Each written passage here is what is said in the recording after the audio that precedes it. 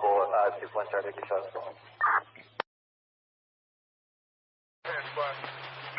Office still stands for fact? No.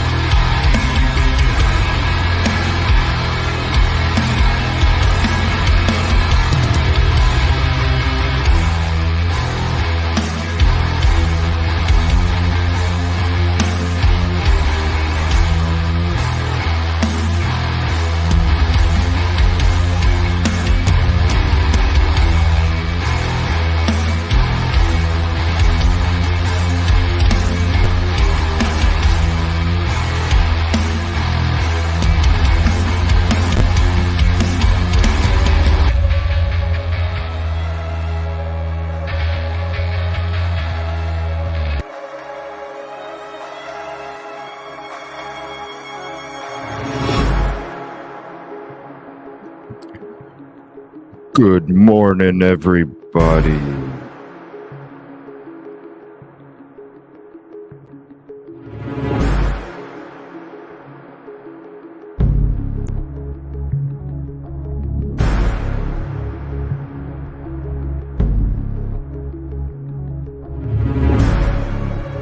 What's up?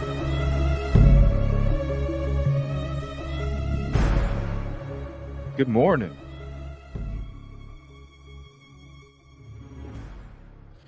Was up late last night working. Got a bunch of work. Still got some good sleep. Made it back home. Long flight yesterday. All day pretty much. Made it back home about 11 or so. Was up working till about 2 or 3. Ooh. I got some. Oh, I'm so excited. Let me see what the load is. We are at 51%. It's been loading since 3 in the morning. But it's going to be clear as shit. Oh, I'm so excited to bring it to you. That's just one little part that I got from this trip. Ticket number 1. Thank you, Kelly Miller. Appreciate that. Jacqueline, good morning, afternoon, wherever you may be. Nina, number 2. Thank you. Debre, number 6. Good day to you. Good day to you. Detective Golden, ticket number 8. What's up? Detective Al. Mark and Betty, good morning.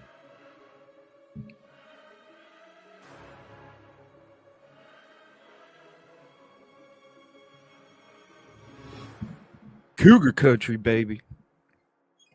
Ooh, I got just one of the items. Oh, I got so much gear. Idaho, Washington State. Wearing my Cougar Country hoodie today, baby. Cougar Country. Loved it there. Oh my gosh, it's so beautiful. What's up, Caddy? Gonna be cold coming soon, though. I saw the mountaintops the last couple days I was there. The mountaintops were getting snow. It's like, no. What's up, Tana? How you doing this morning? Salty Sleuth, what's up? I am back home. What's up, Tammy? We got another trip coming up here in about a week or so. and then another one after that. Couple more trips coming up. Coming up. Thank you. Appreciate that. Thank you, Kelly. Yes, I am home. Oh, well, thank you. Thank you, Mark and Betty. It's some people don't like it, but it's like, hey, I always tell everybody if you don't like me highlighting some of the other content creators that are talented, skip ahead 10 minutes. Boom. That's all you got to do.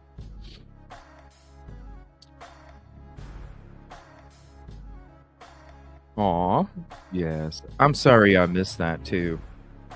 I was out getting more footage. Got a lot of footage. Spent 4 or 5 hours just organizing all the footage and photography from the trip on the plane. It was crazy. Made the plane ride go by like that though. 5:10 p.m. in the UK. What's up? What's up? Oh, I got so many pictures. If you think that was beautiful, just wait.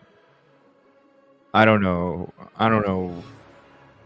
Maybe I'm just gonna do like a slideshow with music. I have no idea. I really don't. I mean, there's so many videos of me in the fog and everything. I mean, it's just there's so much footage, photography and footage. That's all I did. That's why I wasn't on very much. It was just a lot of footage. Speaking of footage, now I'm hoping. Let me see if it's at 50%, 52%. At 11 o'clock, it's been uploading for 7 hours, so probably 5 Central, 6 Eastern. So tonight's show, well, actually, before tonight's show, the actual video will be dropping. Right now, you're just going to see a replay of the video that I made for Koberger's route according to the PCA to 1122. And I wanted to throw in there, ever since the PCA came out, not only did I say they had to have parked in the back if they were smart, and also if they were smart, they would have took a different way if you're coming from the Steptoe Apartments.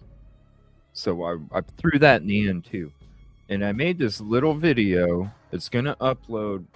It's anywhere between now and 5, 6 o'clock tonight. I don't know. It's YouTube's doing its thing. I'm hoping it's because it's like literally frame, so it's clear as shit, you guys.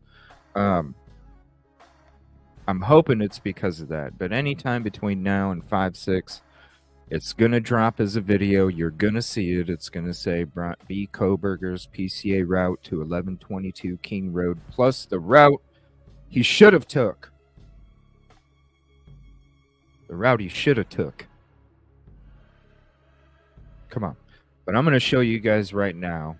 It's gonna be a sneak peek put together. You guys get it first. We'll see what happens. I'm hoping it goes over clearly, but we'll see what happens. All right. Then we're going to get into some of this other stuff. Good morning, Dre and Tiffany. What's up? Thank you for hopping in. Here we go. Enjoy. Hopefully it plays okay over here. But if it gets a little choppy like the other shows, that's why I'm uploading a dedicated video, nothing but clear as day. What's up, Crystal? Thank you for hopping in.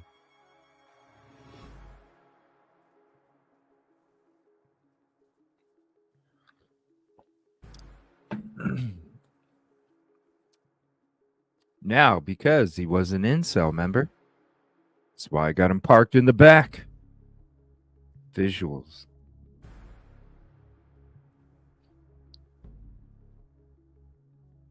Cougar Country.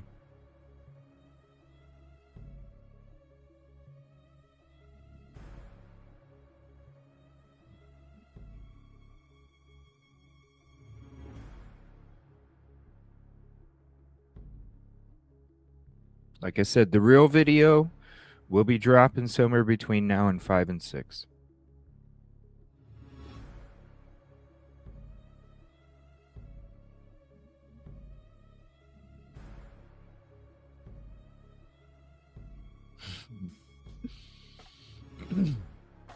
That's right, Kelly.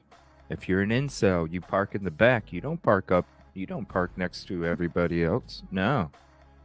You're parking in the back.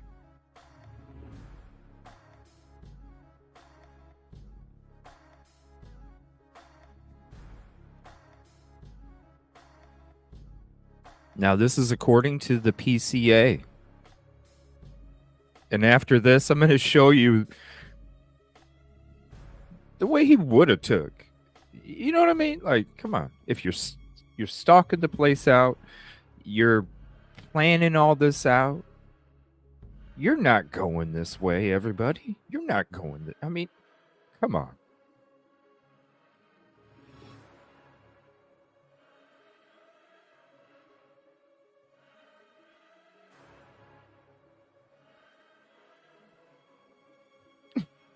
There are designated incel spots. That's right.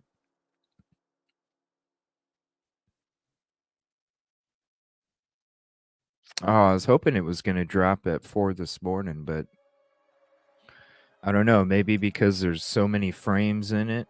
Because literally this, you go to slowdown mode and it's like, whoa. This camera is amazing. Thank you, Mark and Betty. I appreciate that. Right? Commercial zone. Look, you can see the cameras right there. Right up there, top right. I did a version at night. It was so hard to see shit. And this is the best one.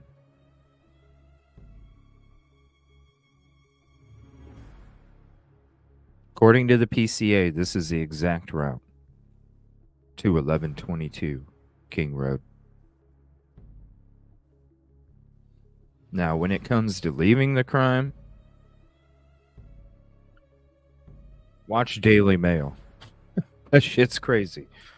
Thank you so much, Jacqueline, for the super sticker. I appreciate that.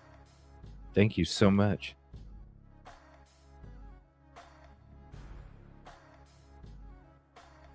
Oh my gosh, another one. Thank you so much, Jacqueline. Holy crap. And a thank you. Thank you. Aw. Thank you so much.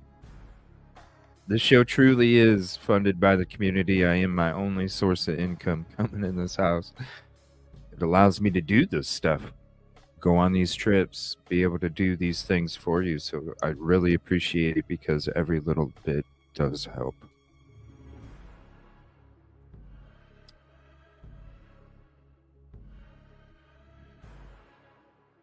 Here we go. We're entering into the Washington State University campus here. Now, you're going to see me come up to Stadium in Nevada Way, and you're going to see me pull into a parking lot, and you're going to see me turn around. Reason is because if you look at the PCA, it states that he was spotted going north on Nevada Stadium and then spotted going south. Now, the only way that you can go north and then go south and be spotted that way, south, then heading towards the direction of 270 is the way that I drive you. This is exactly the route according to the PCA to 1122. I'm going to show you why, foliage-wise, the person, if they're going to commit this crime exactly a year ago, they're not parking in the back. Or they're not parking up front. They're parking in the back. You'll see the foliage. You'll see why they could have literally scoped out that property, the whole back, and not even be seen. And then I'm going to show you the road that he would have took if he was leaving Steptoe, pre-planning, stalking, going to commit this crime. Especially with all these cameras all over the road that you're seeing in Pullman and in Moscow. I'm literally going to show you the only route that makes sense, the only route that's made sense since the crime took place and they came out with a route. That turn's going to be coming up. This is on the PCA. Oh, thank you so much, Dream Suburb, for that. I appreciate that. There's only one way you can get caught going north on Nevada and then south going towards 270. And it's coming up right here. Anytime that you see Chanley Painter interviewing in that spot, she's always standing on the upper left corner, facing to the right. That's the shot that Court TV always gives you. So now this is Stadium in Nevada.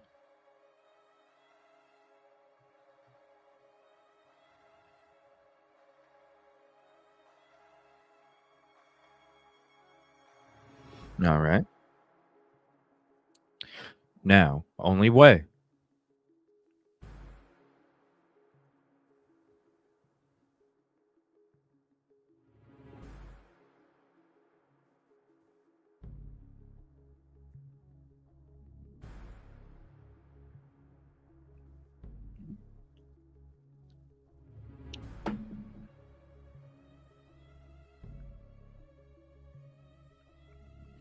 My thing is, though, is if you're planning all this out, wouldn't the seriously, wouldn't one of the things you plan out would be the cameras?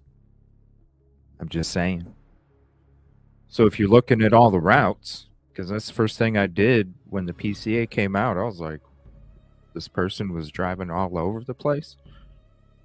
Let me see where they... No. Let me see what other routes there are. That's when I'm like, this route right here, what do you mean? What do you mean they drove all over Moscow and Pullman? If they left the Steptoe Apartments. You'll see what I'm saying once we get to 1122. According to the PCA, the route. I'll show you the road, and you're going to be like, duh, ding-a-ling-a-ling-ling. It's one thing if you see a bird's eye or on Google Maps or whatever. But when I'm actually driving down that road and you see, you're going to be like, ding, ding, ding, ding, ding. Now, I'm going to tell you right now, I drove around, got a lot of footage, okay? There's plenty of times that I left his apartment. Plenty of times I wasn't even looking at the route that it was taking me because I was just getting footage. I just put in Moscow, right?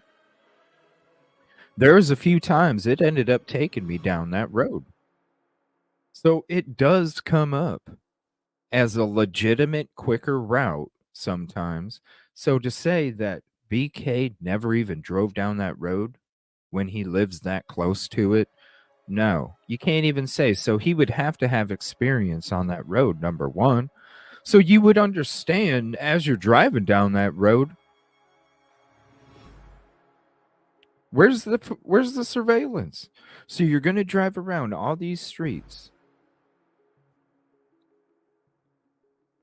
You can drive around all these streets with the cameras when you can drive this other airport road. All right, so according to the PCA,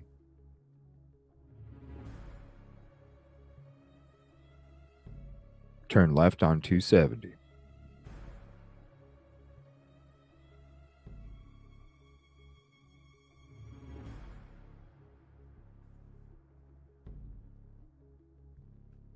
Who knows? Maybe he was door dashing, and that's why he was out driving all over. I don't know. We don't know the rest of the PCA, the alibi. All right, so right now we're going down 270. Going down 270. There's the gas station right there. We're going to be going around to Moscow. We're on 270 right now.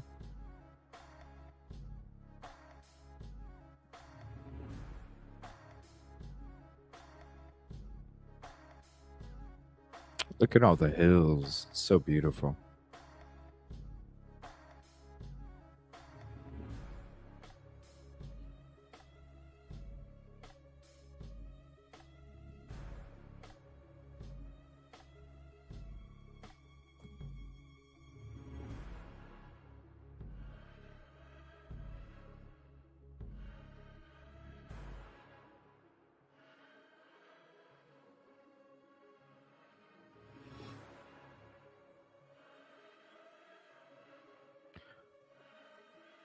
What the heck, StreamYard? What's up, American Princess? Now we are in between Pullman and Moscow. We're still in Washington.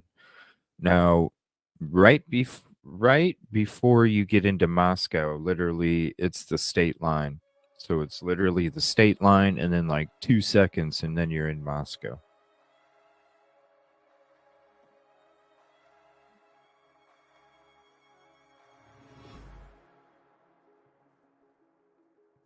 What's up, Grizz?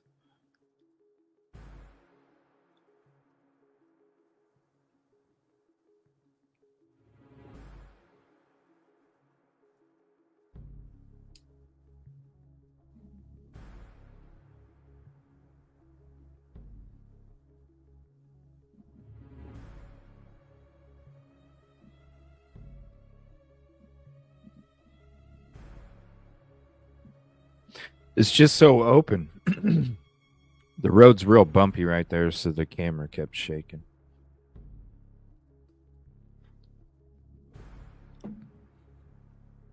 Still in between Pullman and Moscow. Now, if anybody's seen those foggy pictures or pictures of me driving in the fog, that was literally 30 minutes before this.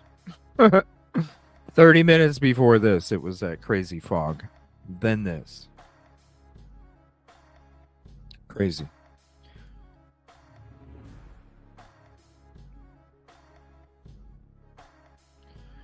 Commercial. I feel I needed to do it. The reason that I went out there pretty much at the drop of a hat was because I was afraid the house is going to get torn down soon. And I was like, you know what? I need to get out there. I need to get this footage. I need to get it. I need to get it. So thank you again for all your support, for allowing me to be able to make these trips and to do these things. Plenty of coverage, plenty of photography. So we will be there's going to be plenty more stuff that I'm going to be showing you. Grub truck, the mobile gas station, Banfield, Taylor Avenue, Sigma Chi, Corner Club, the prison, the church, just so much. Did a lot of driving around, just did some driving in the neighborhoods, took a lot of photography. We went up to Coeur d'Alene, members only. If you're a member and you missed out on that, it's still a members only video up there. Coeur d'Alene. That was gorgeous too.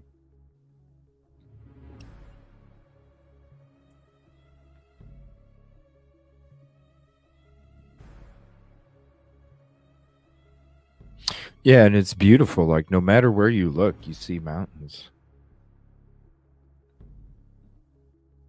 This is actually a combination of 3 videos. I got so much, but last night when I came home, I was like, man, the one thing that I wanted to do the whole time, number one, was drive the route according to the PCA from Steptoe to 1122, number one.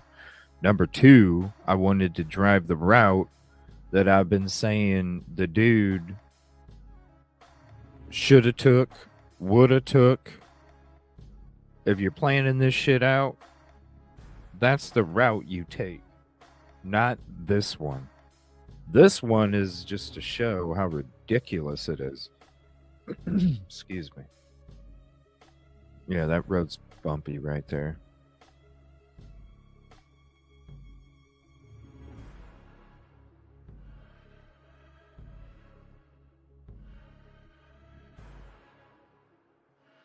That's right, Mark. That's Mark and Betty. That's why I was like, those last couple shows I had in the studio before I went out on my trip, I was like, damn. I woke up each morning like, man, this thing's going to be tore down ASAP. And I don't want to, I don't want to make a trip and then this house not be there anymore. It's very important to part of the footage, like what I'm going to be showing you here in a minute. It's very important. And everybody, the ladder is still there. The couch is cleaned up. Everything's cleaned up in the back. The freaking ladder's still there. In the same spot. The same spot. No tape on it because they got that fence. They don't even care about the crime scene tape in the back. There's a section from a tree to a tree where there's not even tape. Doesn't matter. Yeah, the ladder. The ladder is in the same spot. Same spot. Still there. I don't understand. What? Really? Why would somebody have it attached, though? Like, here, criminal, here's an access to get onto the roof. To get into Zana and Ethan's window. All right, now we're entering into Moscow. Here's Idaho. And then literally a couple seconds later, Moscow. Boom, boom, right there. All right. Now, instead of turning right,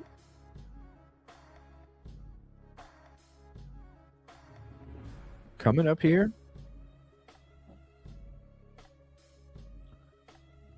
instead of turning right,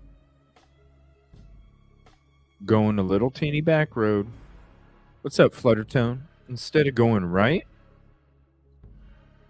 a couple blocks away from the property, because I'm going to show you that I actually drove it in a different route, but this is not the PCA. This is the PCA route. I'll show you the footage of going from 270 past right there. Boom, right there. This is according to the PCA. So instead of turning right, we're going to keep going. Was the better? Yeah, it was better in Moscow. Like every time I went to the frickin' store in Washington, I was like, ugh. Because they don't give you bags. You could literally go to Walmart. This is why the shopping's better. They give you bags in Moscow. You go shopping in Pullman and Washington. You go to Walmart and you get, I don't know, 4 things of muffins, a beard trimmer, like whatever. You could get Q-tips, lettuce, bread. Guess what? You better be bringing your own bag, or if you're not, you better take your cart to your car, throw all the items in there, and then like do what I did every time because I kept forgetting, putting all that shit in my hoodie and having a big old kangaroo pouch full of shit coming. Like,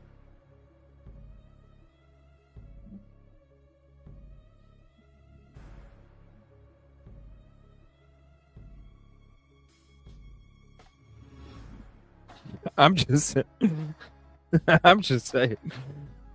The simple, the bags, the bags. What's up, 49er girl? Thank you for hopping in. All right, this is according to the PCA. Look at these cameras. Look.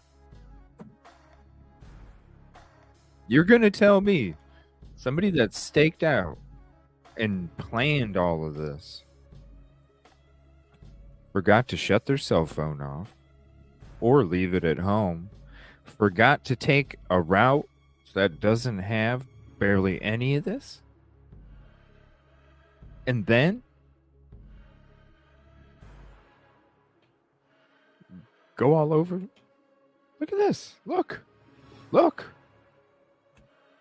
All over. Just like Pullman.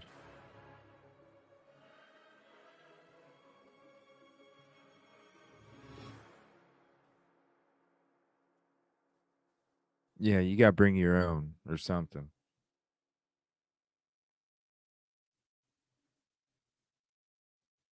Wait until I show you the route he should have took or would have. It's a no-brainer. It's a no-brainer.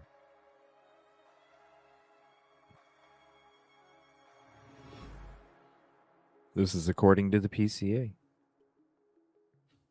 We're going to drive all over.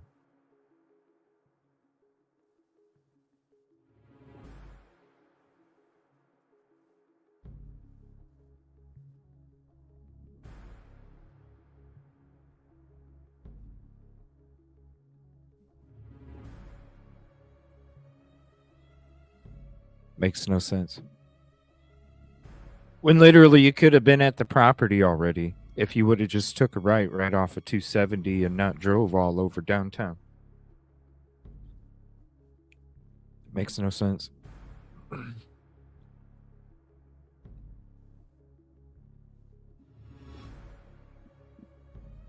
According to the PCA.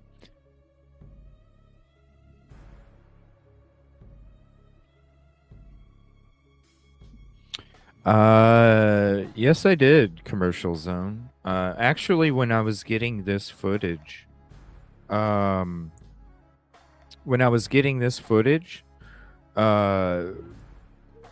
this part, I kind of did some more driving around because I got a lot of footage that day, and yeah, there was a few that, we crossed. You know what I'm saying?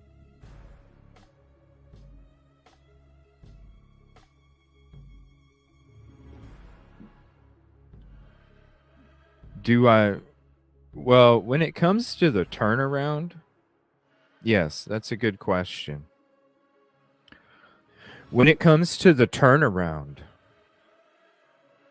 I made that highlight video about it, Joe Dirt. I'll play that too. I should, actually, for anybody that hasn't seen it. But I didn't do it because it was literally fucking dangerous for me to try and even do it because of how cramped in all the vehicles. You had all the security from Idaho University there. It was cramped as shit. And there was no way with the way that you'll see what I mean on the footage. Very difficult to try and do that. All right, so now we're still going to the PCA. But yeah, with that highlight video, I am going to show that because that does go with this as well. Thank you for bringing that up. And yeah, you'll see what I mean. It's so scrunched. That's the best way I can describe it.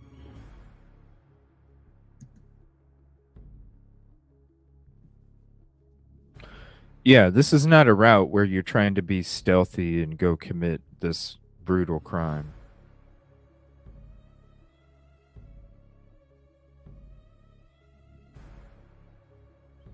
No, Lucille. I was wearing this hat. I was wearing this hat forward, or my Idaho University hat, and I had gear to blend in with the students.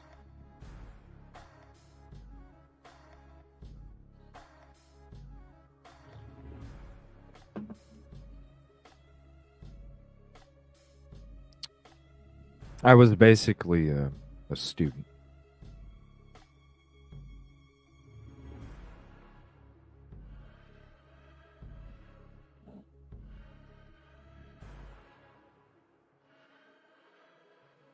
According to the PCA, still driving around. When you see the route, he shoulda, woulda, coulda. It's a no-brainer. It's a no-brainer. No-brainer.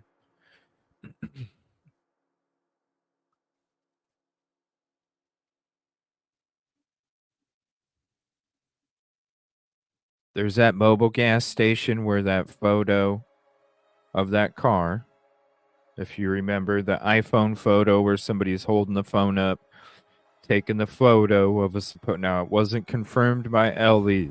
Okay, it wasn't confirmed by Ellie, but supposedly it was a photo of a vehicle.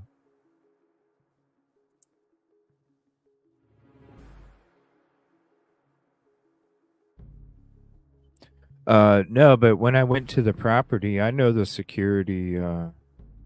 My first day I was there, I went to the property and got some footage. Like I said, I got a lot of footage, but this is the clearest. But yeah, the security knew. They obviously knew. When I ended up pulling up to the back, I actually parked. There was security parked in front of the house from Idaho University and then up around the side. And then they even had some security parked in the back as well. And actually, when I went up there and I parked the first time I got there and I pulled in, and right to the left of me was an Idaho University security. And they pretty much... They pretty much, yeah, they pretty much. So when I went to the vigil, I ended up parking in a different spot. Like Nick Eaton was out on the front on like where 270 is, or quote 8. On that first entrance to Idaho University as you're coming in from Pullman, but I actually parked over by where Brian Enton was at. I couldn't tell you what building or lot it is. I'd have to look it up on Google Maps. But if anybody knows or was there, where Brian Enton was, had a tent set up, that's where I was at.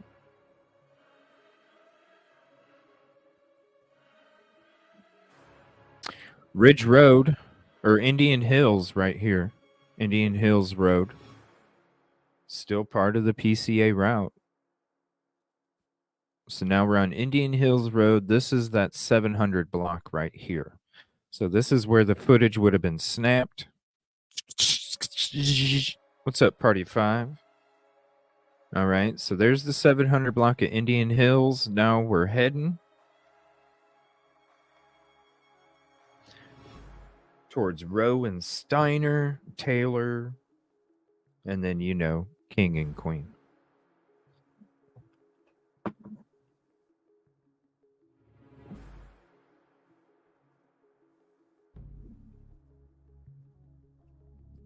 This is according to the PCA.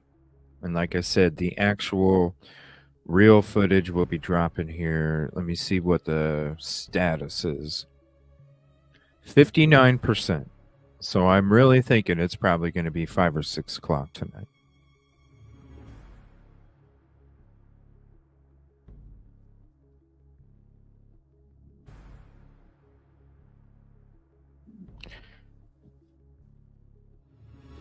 Well, who knows? When you see how close the Jack in the Box is to BK's property, for real. Like, the Jack in the Box is literally like 30 seconds from BK's property. He pulls out of his parking lot, turns right, and then like a block and a half, boom, he's right there. Like, it's so close. Just saying. Wouldn't you shit if it came out that he ended up being the DoorDash driver? Watch. Thank you, Salty. I appreciate that. Oh, just wait. I got plenty of footage. We'll go into all this other stuff probably tonight too. There's going to be, as we keep having my live shows, I'm going to be dipping into different parts of the footage, different parts of the photos. So, got plenty. There's the A&W root beer shout out. Oh my gosh, that shit was so good. That's the best A&W food I've ever had in my life right there. Moscow A&W. Supposedly another surveillance. That's why we are going this route, because according to the PCA, this is the route BK took to 1122. The gas is expensive as shit. And the food, not so much. I mean, it's average, but the gas, oh my gosh, the fuel. It's crazy.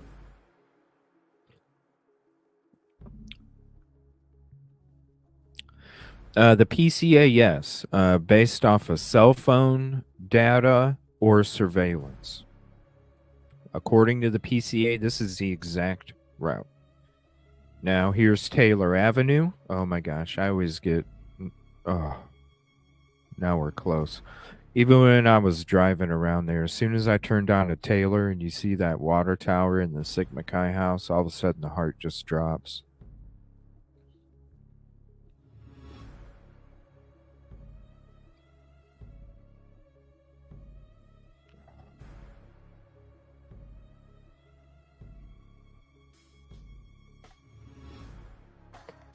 That or the fight that happened at Sigma Chi, right? Think about it. We're going to be going into that in a little bit too. I got plenty of stuff to talk about and go through tonight, today, tomorrow morning, tomorrow night. We're going to have some shows. I've been missing you guys. Yeah, there was a natural gas pipe that had burst when I got there. As soon as I pulled in, I was going to get some McDonald's fries, and I couldn't even get fries.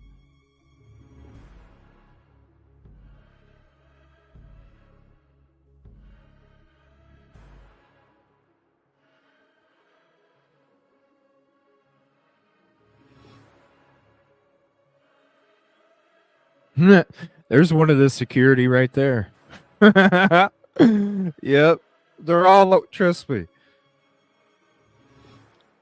Right here. And I'm going to pause it right here for a minute. This is why. And like I said, I wasn't doing the turnaround. I will show the highlight video that shows it. It was too damn dangerous with all them vehicles right there. Wasn't doing it. Now, the foliage from a year ago, this is the foliage that existed a year ago. It's not from February. It's not from May. It's from the frickin' exact year ago foliage. Very important. Because when you look at this, and I'm going to switch to some photos here before we show you the actual route he shoulda, woulda, coulda. Because when you see it on here, it's a no-brainer. No-brainer. All right, so let me share some pictures with you. Hold on.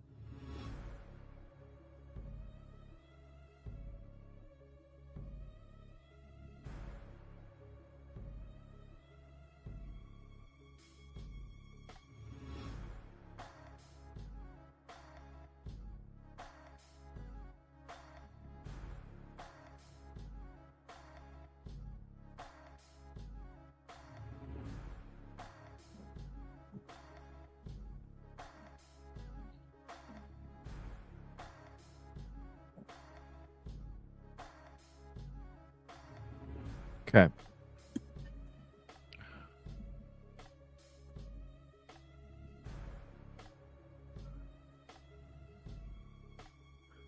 See, now you can see the cement slab, right? Everything's cleaned up. Now, you can see the third floor screen door, you can see, and this is just in one spot. I can literally walk a foot to the left or to the right and have a different view as well. You can see the room upstairs. You can see that. You can see. Come on. Now, when you're looking from here, and you can see, look, you can see who's coming up next to the house. When you're standing back here, hell, you could be standing right behind that damn tree. Who the hell is going to see you inside that property chilling in the back? Right? Now, I'm going to come back to this.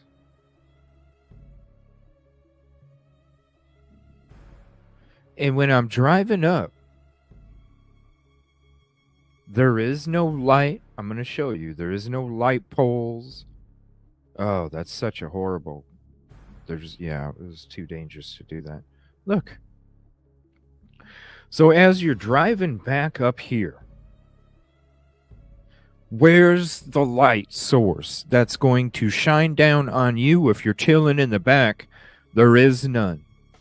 Who is going to think anything different of an odd car being back here when it literally at nighttime is just a dark as shit parking lot that has who knows what cars sitting there? Look, it's just a dark ass shit parking lot. You literally sit there and you park where the blue car is on the Google Guy bird's eye, and you have this view at your disposal. You're going to tell me that the person that planned it didn't do this? You're going to tell me that the person that planned it didn't drive the route that I'm going to show you here now? This is why, to me, it didn't make sense when the PCA came out. Because I'm like,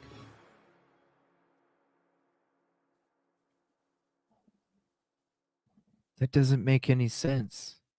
If you look at it from a criminal perspective, and right, if you're a criminal, what's the point? You're trying not to get caught, right? You're trying not to get caught, because if you get caught, well, then you're not a very good criminal, right? Just saying. What's up, Brandywine? You're not a very good criminal if you get caught. So the whole point of being a criminal is not to get caught, right? So if you're trying to do this crime and you're trying not to get caught, then why are you driving this route? This is the route that he shoulda, coulda, woulda if he was a real criminal and not trying to get caught. And this is the route right here. This is the route that I've been explaining since the PCA. This is the route that if somebody was going to commit this crime, this is the route they would have taken. And I'm going to show you that road. It's highlighted up here. All you have to do is put in your own little directions, type in Steptoe Apartments, type in Pullman, Moscow Airport, type in 1122 King Road, and that's the exact route you get. If you just type in Steptoe to 1122 King Road, this comes up as an option. It just takes 2 minutes longer. That's it. 2 minutes longer. But the benefit of not having all the surveillance outweighs only taking 2 more minutes. This is the road leaving the University of Idaho, going through all those back roads. This is the important road that I'm talking about. This is 270 still. This road, if Not trying to get caught. This is the road. This is the route that you not only take to, but you go from back home. This is the road you go to and go back home. Go to the crime, go back home. Minimal surveillance. There's only one road that can do it, and this is the road right here. Minimal. You're not going to get rid of all of it because you got a little bit of town in Steptoe in Pullman, and you got a little bit of town in Moscow, just a few blocks that you have to drive through, not much. Other than that, this road will be coming up here in a second. You'll see me turn right. This is 270. We're leaving Moscow, in between Pullman and Moscow. When you see me turn right, it's a no-brainer, people. It's a no-brainer. This is why, since the beginning, this is the road. If somebody was planning this out,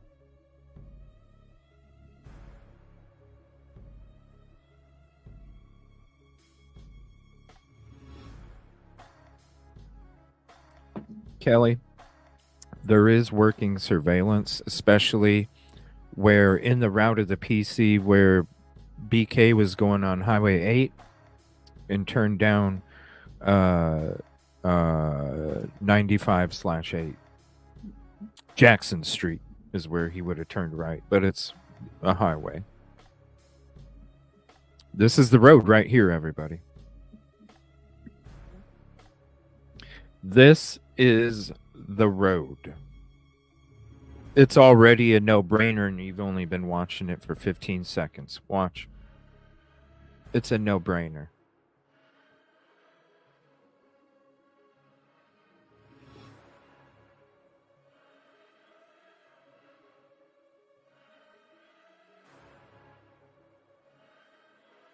It's a no-brainer. It's a no-brainer.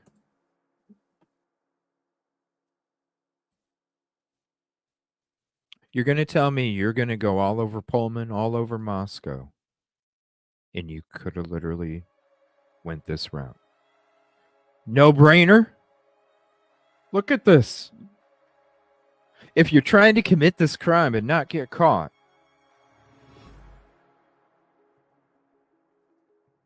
no-brainer.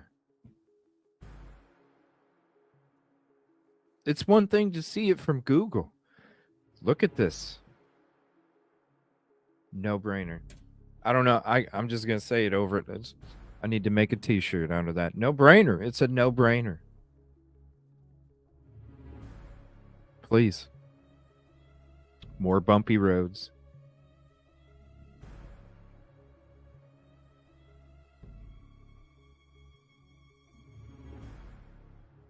Thank you, Mark and Betty. I appreciate the kind words.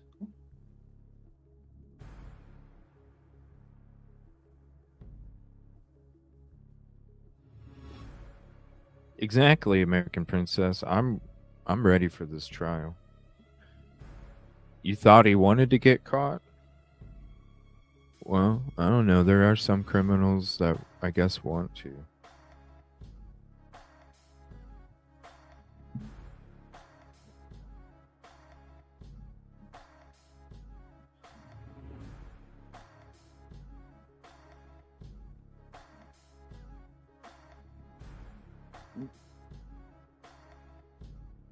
Oh, thank you, Brandywine. I appreciate that. And definitely, if you're a member, go check out the Coeur d'Alene. I'll share a photo of Coeur d'Alene here.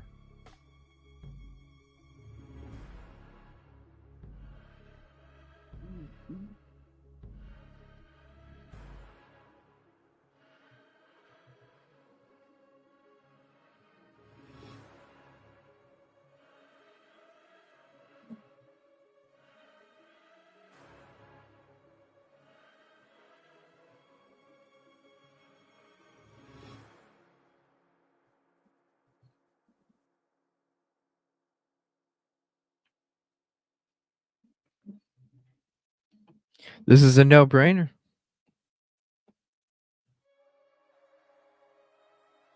You're going to tell me that he wouldn't have taken this route.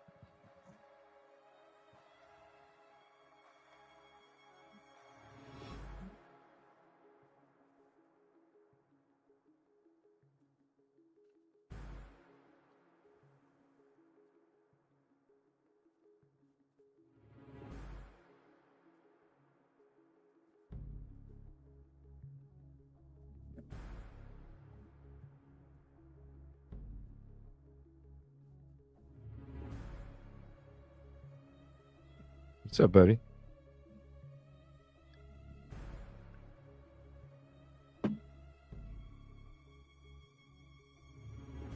Well, and who would have cleaned it up?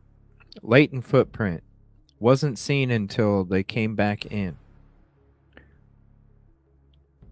What, did he have like a bag and a bleach? Did he have some Resolve carpet cleaner and a scrub brush? I mean, what?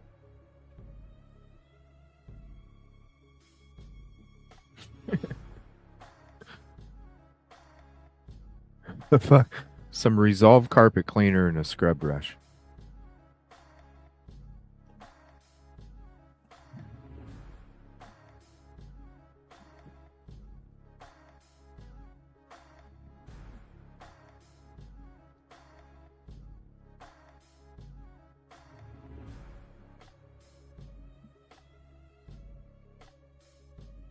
What'd you guys think about the Sigma Chi? The brothers talking last night.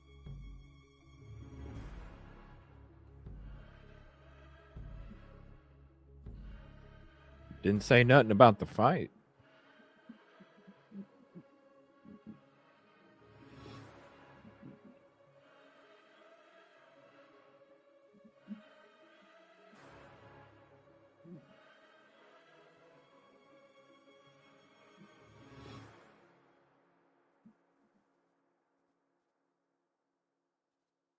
That's what I'm saying.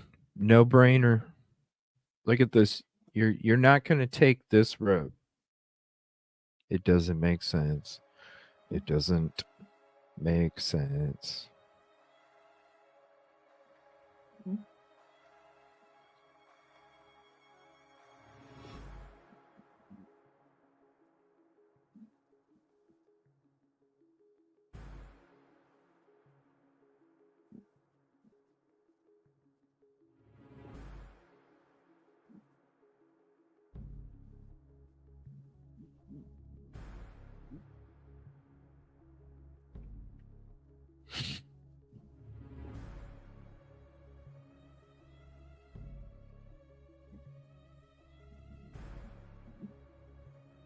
Why wouldn't you take this? If you planned it and you didn't want to get caught. Because if you're going to be a criminal, you don't go into criminal activity going, I want to get caught.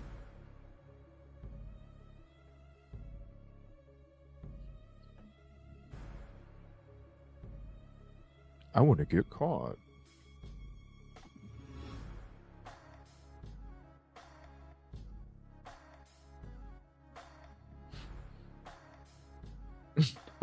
You know what I mean? You're not going to take this road? No. It don't make sense. You're going to drive all over, but you're going to take this road.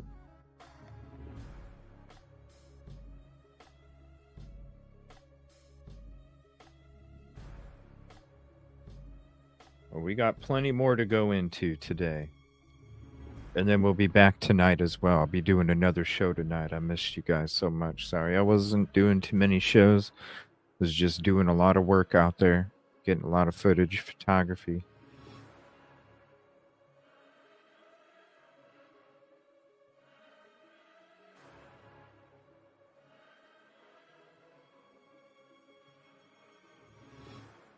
But we'll be talking about more stuff tonight too.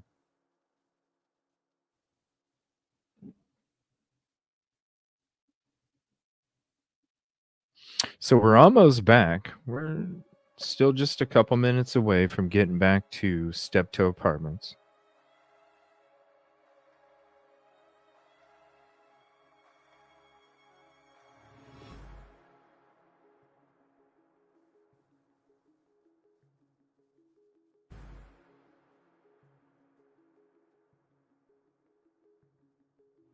Literally just a few blocks of Pullman. You basically go north and to the right. You're not going down any of these city streets. You're not going by surveillance. You might hit a ring camera or something. Right here is a business that you might have gotten surveilled on. Right here at the corner. Other than that, it's just a bunch of student housing. So unless there's like a ring camera out there, that's it. That's what I'm saying. That store right there. Other than that, you're not. It's just going to be a ring camera or something. Yeah, my cell worked. Yes, it did. It dropped by the house a couple times. When I got by the house, it dropped a couple times, but out here in Pullman, it was okay.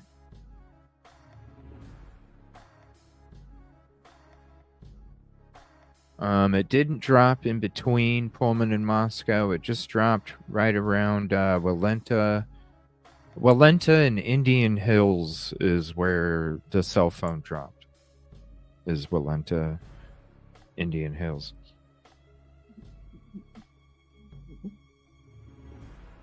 Back to Steptoe. That's what I'm saying. No brainer. You're going to tell me that he didn't take this route? Shoulda, coulda, woulda, right? No. I don't know. Don't make sense to me. And then right up here is Steptoe.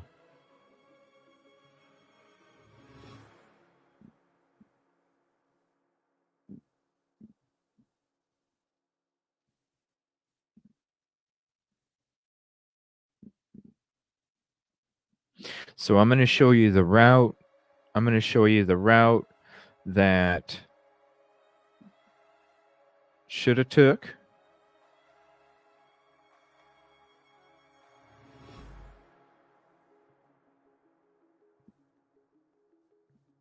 Right? This is the route shoulda took. This is the route that was taken.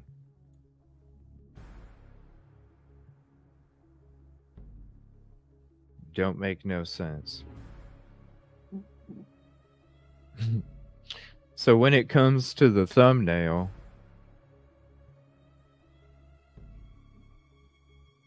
and it's about a bonus route.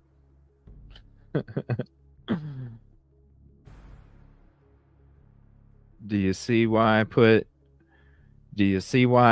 plus bonus route where it's at? Because it's like, yo.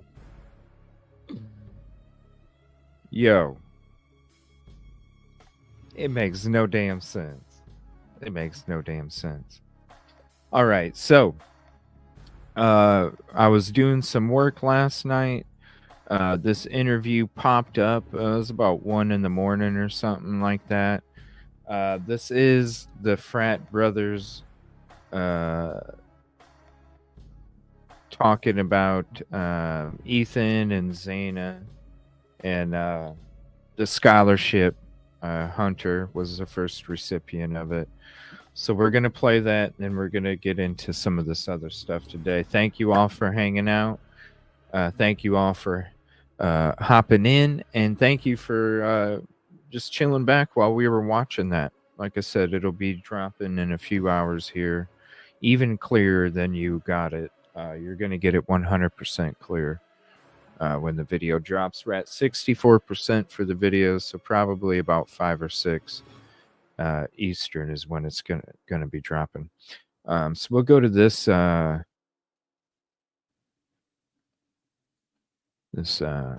sit down interview that they had with some of the frat members.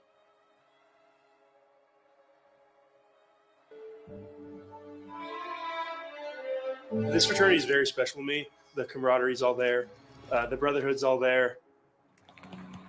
A year after the killings on Kings Road, the Sigma Chi fraternity brothers at the University of Idaho are sharing their memories about Ethan Chapin. The 4 students we talked to are from Eagle, Meridian, and Grangeville, Idaho. Our Maggie O'Mara went to the Sigma Chi house in a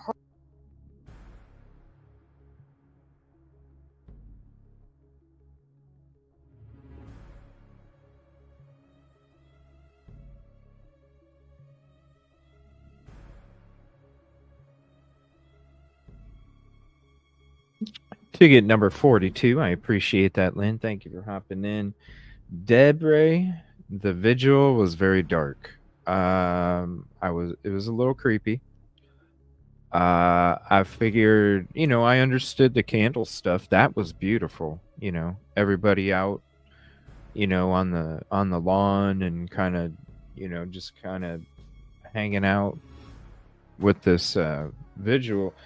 But the stage, I thought was odd. It wasn't lit up more than what it was. And that's what I mean by it made it a little creepy in a weird way, was because like the lighting on the stage just,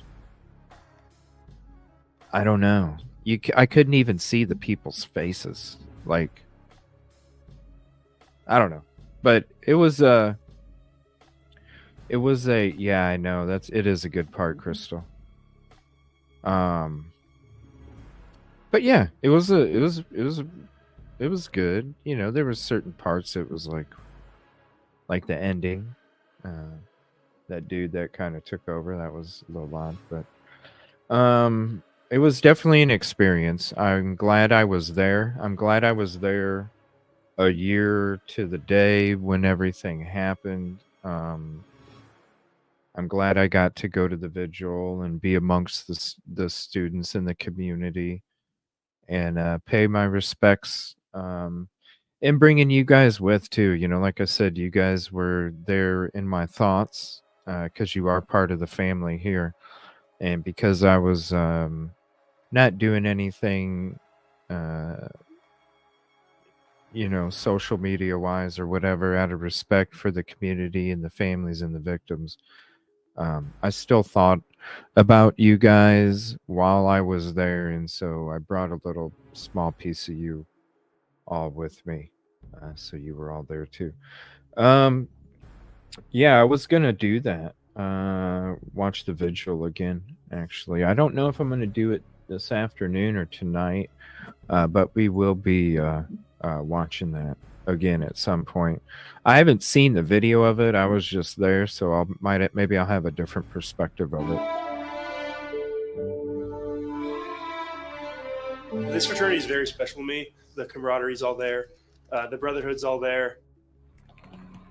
A year after the killings on Kings Road, the Sigma Chi fraternity brothers at the University of Idaho are sharing their memories about Ethan Chapin. The 4 students we talked to are from Eagle, Meridian, and Grangeville, Idaho. Our Maggie O'Mara went to the Sigma Chi house and heard about their love for Ethan and how they're trying to heal together. Here at the Sigma Chi house at the University of Idaho, memories of Ethan Chapin are everywhere. I have never met someone who's so universally loved. Everyone liked him. He was just the happiest person to be around. Everyone wanted to be around him. Losing Ethan in such a tragic way has impacted each of these students. The feelings and the emotions are still fresh. Right after that happened, it was a madhouse up in Moscow. There's news people everywhere, and I don't know, it was just no one knew what was going on, really, because stuff like that doesn't really happen in a town like this. But I think as a house, we all banded together. It was hard because a lot of people went home. I felt way better when I was up here with my brothers rather than being at home. I needed to be around these guys, talking about what I was feeling, talking about E. Maybe we want to talk about memories with E. All of us knew that no one was going to look down on them for sharing their emotions or, anything like that. How we handled that as a fraternity, it wasn't one person handling the situation. We handled it as a brotherhood, and I think that really helped us get through. They each shared happy memories of Ethan. He's the coolest guy you'll ever meet. That's about it right there. He was a really big, funny, happy guy. When someone would walk in the room, not just me, anybody, he would welcome you into the room. He was always very kind in everything that he did. He always would call me Gussie Gus in his little raspy voice. Emotionally, always there for people. One of my favorite memories with him was my apartment flooded one night after a big party because there was all sorts of plumbing problems with it. It's an old house. Went over to Xana's and I was hanging out with the two of them and we just talked for hours and hours. And Xana made us grilled cheese sandwiches and Ethan and I are just sitting there talking. So that's one of my most cherished memories with him. I think back to that night a lot and I try to focus on nights like that rather than the sad ones when it comes to E. The brothers lost Ethan's girlfriend, Xana Kernodle, that terrible night, too. Him and Xana were just like the most perfect couple you could imagine.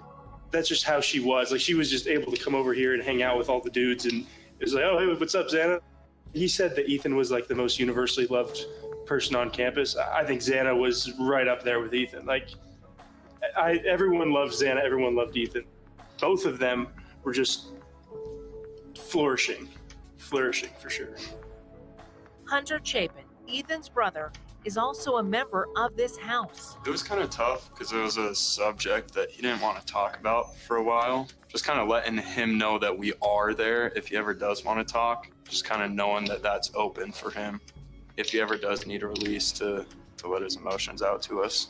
When we were there, the first Sigma Chi Ethan Chapin Memorial Scholarship was awarded to Hunter. The Chapin family was there, his mom, his dad, his sister Maisie. And there was a standing ovation. I think it obviously means a lot going to Hunter. You know, we're talking all about E right now, but Hunter's right there with him. You know, like they're very, very similar people, especially with what Hunter's going through, obviously. And then the way he's come out on the other end, like the person he is now. Like personally, I don't think I could be not okay. The word isn't okay, That's but strong. be that strong. In a situation like that, like if I were to lose one of my brothers, for Hunter to go through all that and then come out on the other end, you know, as strong and as great of a man as he is now, like that exemplifies everything Ethan did in the past, and I think it's 100% Hunter's deserving of it. I think it means a lot that Sigma Chi took the bull by the horns and made this scholarship a thing, and the world raised $125,000 for the scholarship, which is absolutely insane. And that's $5,000 to a Sigma Chi every single year, which is incredible. I don't think there's a better way to honor Ethan than to just help more people go to college. Exactly. He gave his whole life. So let's keep on giving in the name of Ethan. The scholarship award plaque and photos of Ethan will live on here at Sigma Chi forever. We all are wearing these bracelets. I don't know if I can't see if Kyle. Yeah, we literally all are. I've got any words on mine. Yeah, mine's all faded. We got these at his memorial last year, and they said "Live life like Ethan" on them.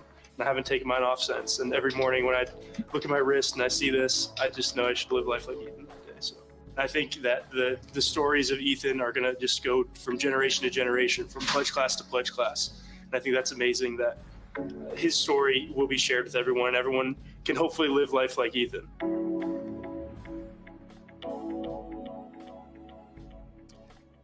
Over the last few nights, Maggie has spoken with the University of Idaho about healing for the students and staff. She spoke to the Gonzalez family about Kaylee and Maddie, and she sat down with the Chapin family as well. And to watch all of those stories and to see the extended interviews and more content on this one-year anniversary, which is this week, you can go to ktvb.com.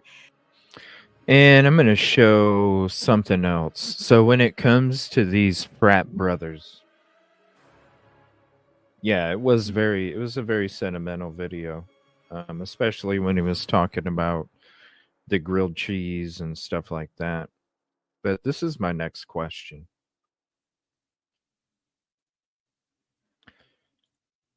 I wonder what Hunter felt about this frat brother dressing up like BK. Blood all over his neck, initials of BK on his cheek. I wonder how he felt about that.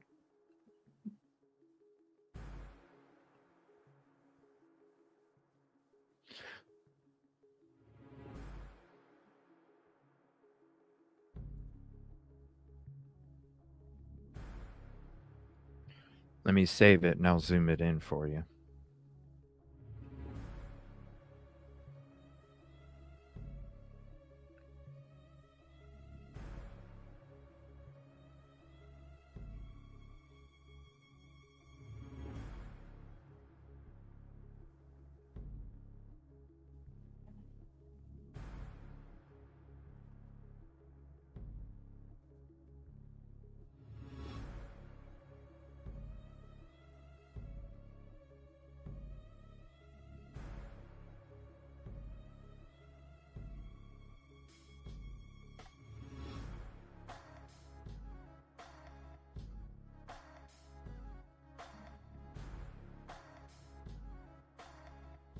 I wonder what he thought about that.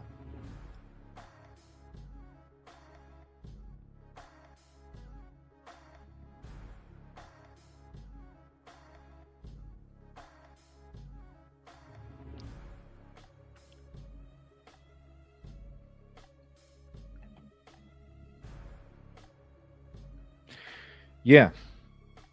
I don't know. And Tiffany,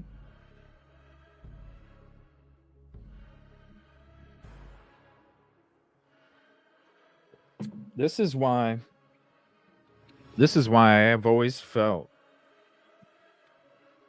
that the frat party fight had something to do with what took place that night. That's why I've always felt that, yeah, maybe the narrative and the assumptions are and have always been that a target was upstairs. But when you think about what was taking place already,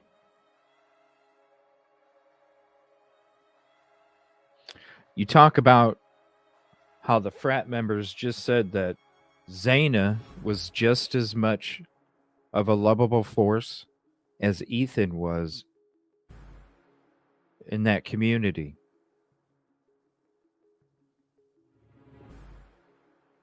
So you're going to tell me when a crime of jealousy and rage takes place, you're going to tell me that that fight didn't have nothing to do with it? The same night? Just hours before? You're going to tell me that has nothing to do with it? Even though the assumption has always been that the upstairs was the target. I'm sorry, when I hear Steve G said they didn't even have to go upstairs,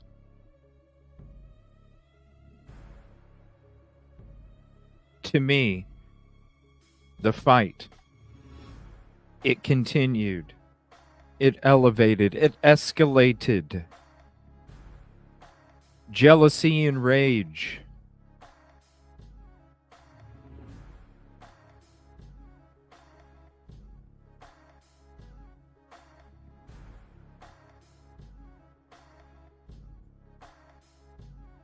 Maybe upstairs was the target. I don't know. I'm not at the water cooler. But just like the route of the PCA that BK supposedly took,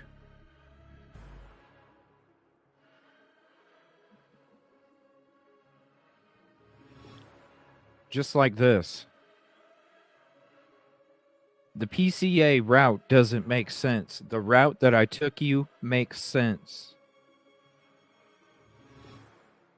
The upstairs, third floor, to me, maybe to 99% of the other people, it makes sense that it was. To me, it makes sense that the second floor was. That's just my assumption. Because we're all going off of assumptions.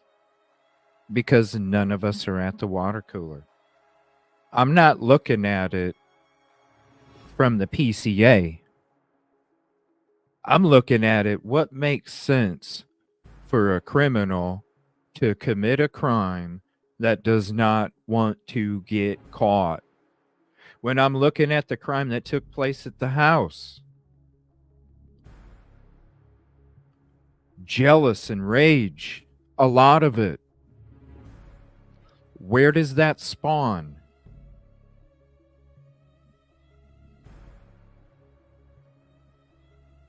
That's why I still feel to this day, maybe injuries and data collected from one individual more than the other, sure. Maybe there could be another part of an investigation, who knows? But what makes sense to me is the fight that took place a couple hours before the crime has something to do with it. The reason that nobody was talking from this frat is because that fight has something to do with it. My opinion.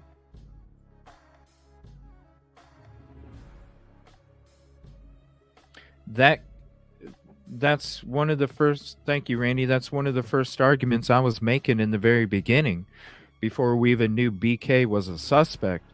You're not going to go upstairs first and have somebody come up from behind you, right, Randy? You're not going to go upstairs first and have somebody come from behind you.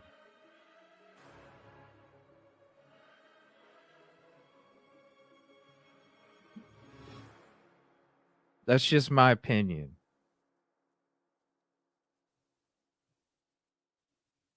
So, let me see here. I'm going to...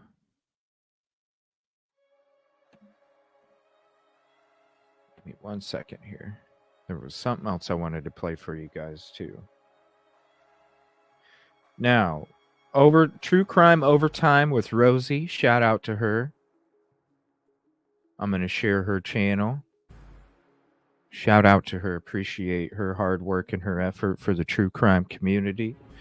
I am going to show one of her videos. Now, I don't know if I love being able, we explore all theories, thoughts, and opinions, and we do it respectfully. I don't even know if she agrees with me, and it's really not a concern of mine, because I would like to hear what she has to say. She definitely needs more subs, everybody. Only 163. Please go sub to True Crime Overtime with Rosie. Thank you, Yvette. I appreciate that. I got plenty more. This is just a little snippet I wanted to show you that I was working on last night. One of her videos, Who Was Really First? We're going to check this video out here real quick. Definitely needs more subs than 163. We need to have her on the show sometime. Rosie, anytime you want to be on the show, let me know. Hit me up. DM me. All right, so this is her episode. Who Was Really First? So, you've all seen this by now, I think. The FBI is back. I do wonder why. Let me know what you think. Comment below. Tell me, why is the FBI back? So anyways, I was reading some comments yesterday on Get a Clue's blog. I love his blog. And I did make this point there too. But I was wondering, and this is something that the PCA is quite quiet on. I was wondering about this point that some of us are struggling with in terms of this crime being committed by one perpetrator. And some people have questioned this, rightly so, I think, by addressing the mess. The mess of... And by the way, the ladder is still there. Still there. Having to clean up and just being one person. So, to account for that, some people have noted these rumors about kill kits and overalls or jump. And just like I said from the beginning, before we even knew BK was a suspect, that person could have literally went up that ladder, went in the bedroom window of Ethan and Zaina, committed that crime, went upstairs, then left out the sliding glass door, left it open. Why take another chance of leaving more DNA on it by shutting the door when you don't need to? You're just going to open it and leave. Oh, there's no way. There's no way. They said he was leaving out the sliding glass door. There's no way that he could have went into it. Yeah, there is. Because way back then, I was showing you the distance from the top of the police vehicle. Hello. Eye height for most. And then you look at the distance from the top of the LE SUV to the top of the roof when it was parked right next to the property. And you're going to tell me you couldn't even jump down and been cool on some gravel? Come on now. Jumpsuits. And I'm glad people are starting to come around to my theories and thoughts from back then. That's kind of meant to explain why there's no trace evidence on. Tammy, sorry, I could not. Speaking of the grub truck, I wanted to get some mac and cheese. I even wanted to do the runaround. Thank you for hopping in, by the way, Tammy. I could not. They were shut down due to the natural gas pipe burst. And they actually were back open last night, but I was already on my flight. And that's kind of meant to explain why there's no trace evidence on. That won't be the last time Brian I go. Koberger, or I'll be back in his again. car, apparently, and stuff like that. And when we look at the possibility of the scene being too clean in terms of DNA, in that there's just one fingerprint, we can say, you know, Brian Koberger as the killer was well protected in what he was wearing, and maybe there was some kind of a cleanup. You know, some people allude that to the 8-hour gap. Some people say it was Brian Koberger himself. But if this was one person with one weapon, then I'm kind of wondering, what about the actual victims in terms of mess, for lack of a better word? Should there not be some kind of cross-contamination across the incident scenes and across the victims? They want us to believe that this was all one person with one weapon. But they haven't actually provided any information on who was attacked first. Because if it's one person, then it has to happen in a certain order. If it's multiple people, then things can occur at the same time. But it's one person according to them, so there has to be a first, second, third, and fourth victim. So if Kaylee and Maddie were attacked first, which I gather quite a lot of people believe, then I'm wondering, wouldn't their blood or DNA be found on Ethan and Xana and in their room? Because think about it. It is a good question, right? Maybe not on the first victim, maybe not on the second victim, but there's going to be cross-contamination on the third and the fourth. To not leave any DNA behind except what was on a sheath, which could have literally been a gift and somebody trying to defend themselves with, and then the person or persons that committed this crime took it away from them and kept it as a souvenir. Definitely could be a possibility. Attributing the lack of blood to an overall, possibly, or some kind of clothing and gloves. But then, did he have two overalls? And did he change them over between the third and the second floor? And did he take the time to wash his K-bar knife? Again, doesn't make sense. You're going in there to commit a crime. It doesn't make sense for you to do all that cleaning. Now, have I always felt that both floors were done at different times? Yes, because that's why I feel the timeline is a mixture of the original timeline from 3 to 4 and then the secondary timeline until 425. I think the crime took place between 3 and 425. I think that each floor was separate times. Do I think that the person or persons that committed this crime ran around with a bottle of Resolve carpet cleaner and a scrub brush and scrubbed their footprint off of the carpet so that way the LE couldn't notice it until they came in and went, shh, shh, shh, shh, shh. No, I do not. Is it odd that there's other Vans shoes that were in that apartment? Yes. Is it odd that those Vans shoes and the size of those Vans shoes are the same size as somebody that resides in the house? Of course. Do I think that latent shoe print was from a different time? Yes, I do. I don't think it has anything to do with the crime.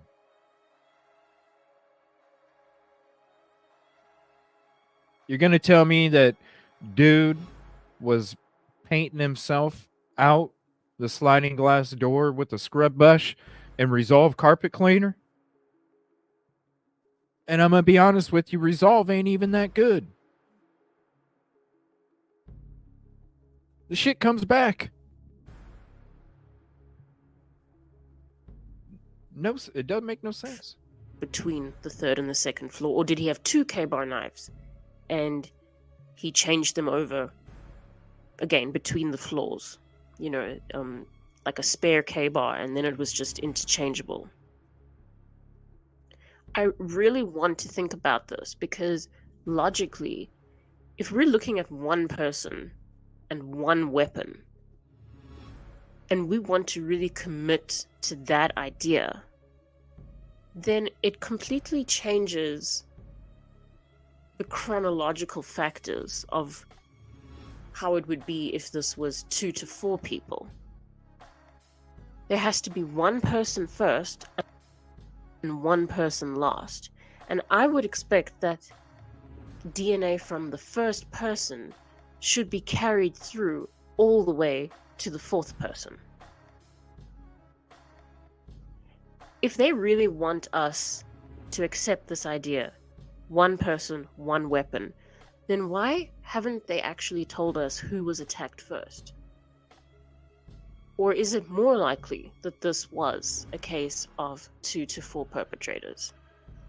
And as I mentioned, this idea of who may have been first is not discussed in the PCA.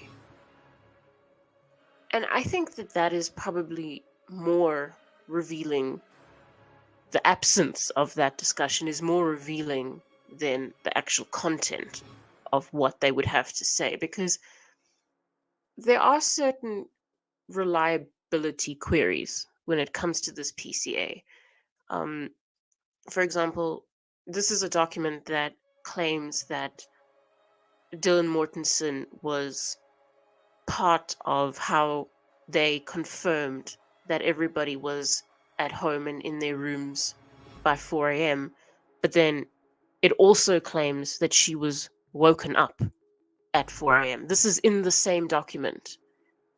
So we are expected to believe that she is someone who is hyper observant in her sleep because she has information about the whereabouts of her housemates while she's asleep, but she can't really comment on them being killed while she's awake.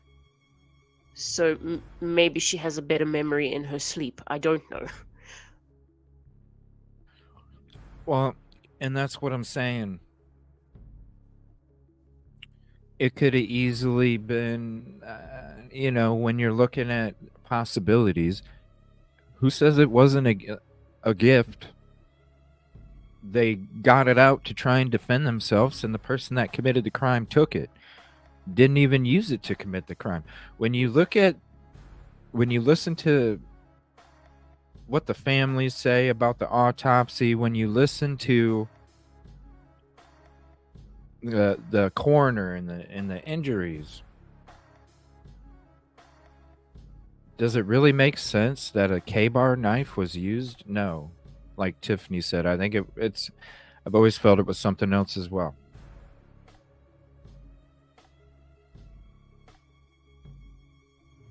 But there's so many inconsistencies with this document.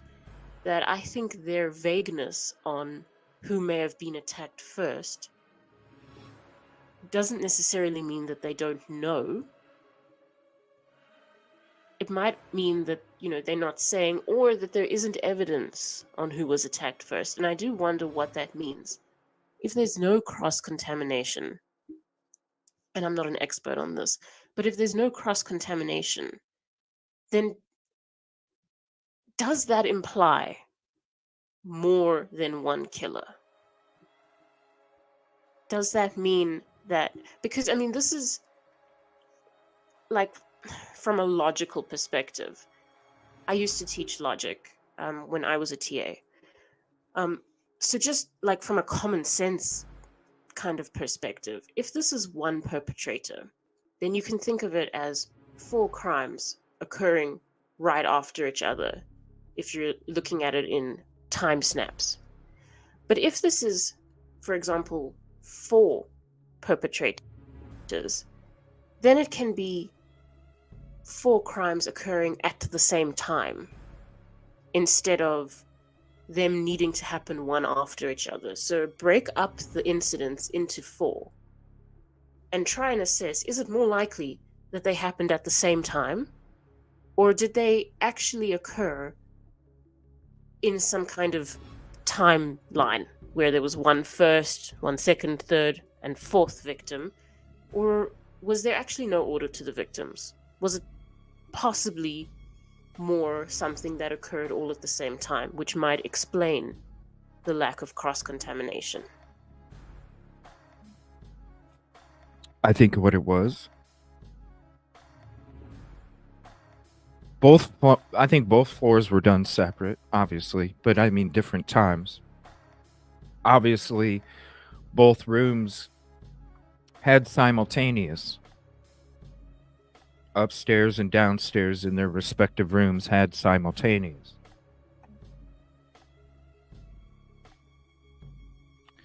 I don't know about that, Deb. Everything is a possibility. Like I said, we're not sitting at the water cooler, so we don't know. What's up, Melly Me?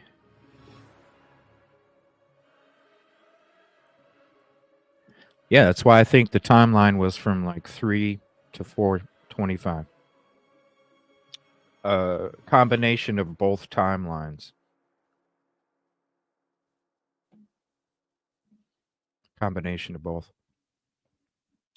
All right, so let me see here. Harsh had a video. Let me see that. He has a video too about great video from True Crime Overtime with Rosie. I'd love to have her on sometime. Let's see here. Okay, this is Harsh. Shout out Harsh.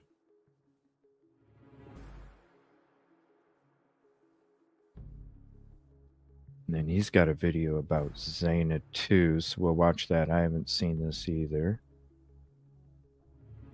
Let's see what he has to say.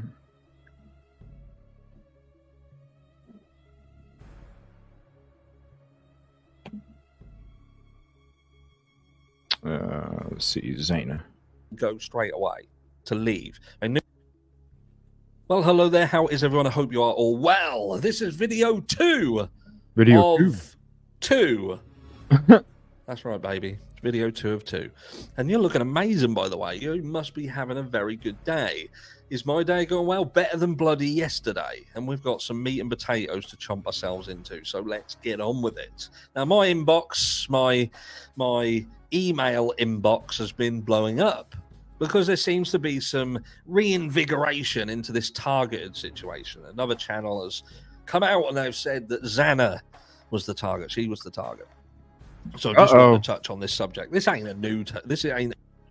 Uh-oh, is he talking about me? Oh, shit. Still wonder if... I know, way back then, Kevin. Yeah, way back then. Even when mainstream media had us sucked in thinking BK was guilty as shit, Kevin Kraft was one of the first ones to say, no, no, no, no, no.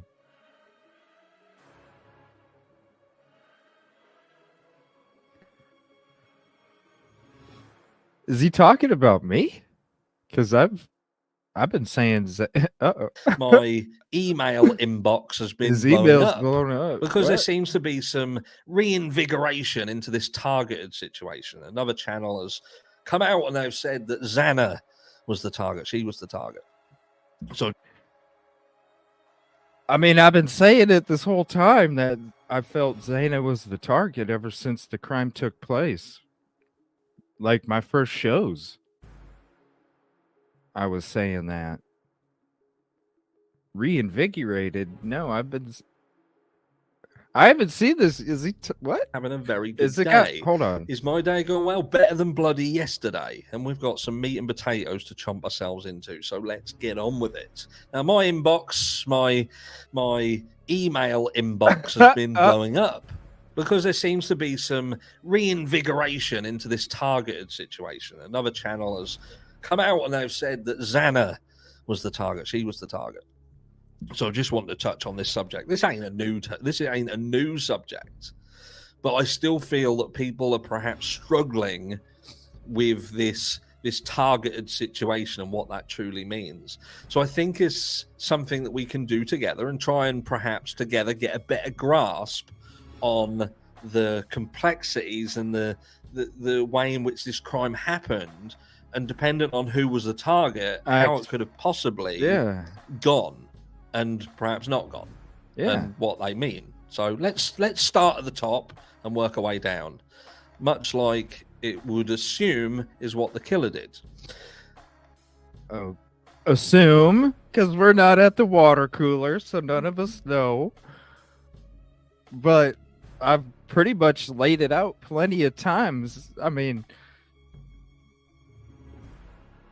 what is wrong with a conclusion as Xana being the target?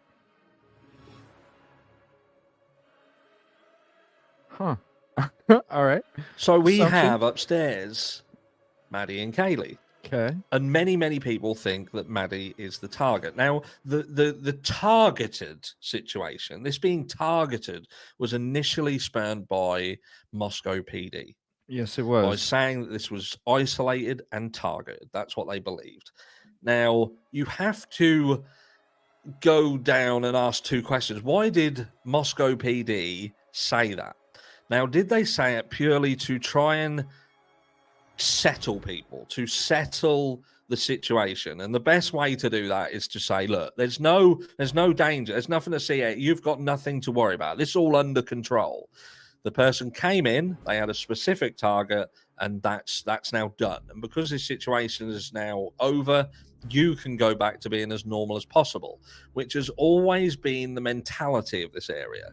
This is done with. You have nothing to worry about now. Now, we do know that there was a slight shift because they perhaps didn't understand that always been the mentality of this area. This is done with. And the best way to do that is to say, look, there's no danger. There's nothing to see here. You've got nothing to worry about. This is all under control. The person came in, they had a specific target, and when they said that the community had nothing to worry about. That's now done. And because this situation is now over, you can go back to being as normal as possible, which has always been the mentality of this area. This is done with. You have nothing to worry about now. Now, we do know that there was a slight shift because they perhaps didn't understand that when you turn around and say someone's targeted, people are going to say, what was that then? Who was the target then? Was it the house? Was it the person? Was it the individual? If it was a certain individual, why was that individual the target? And what happened? And that opened up Pandora's box.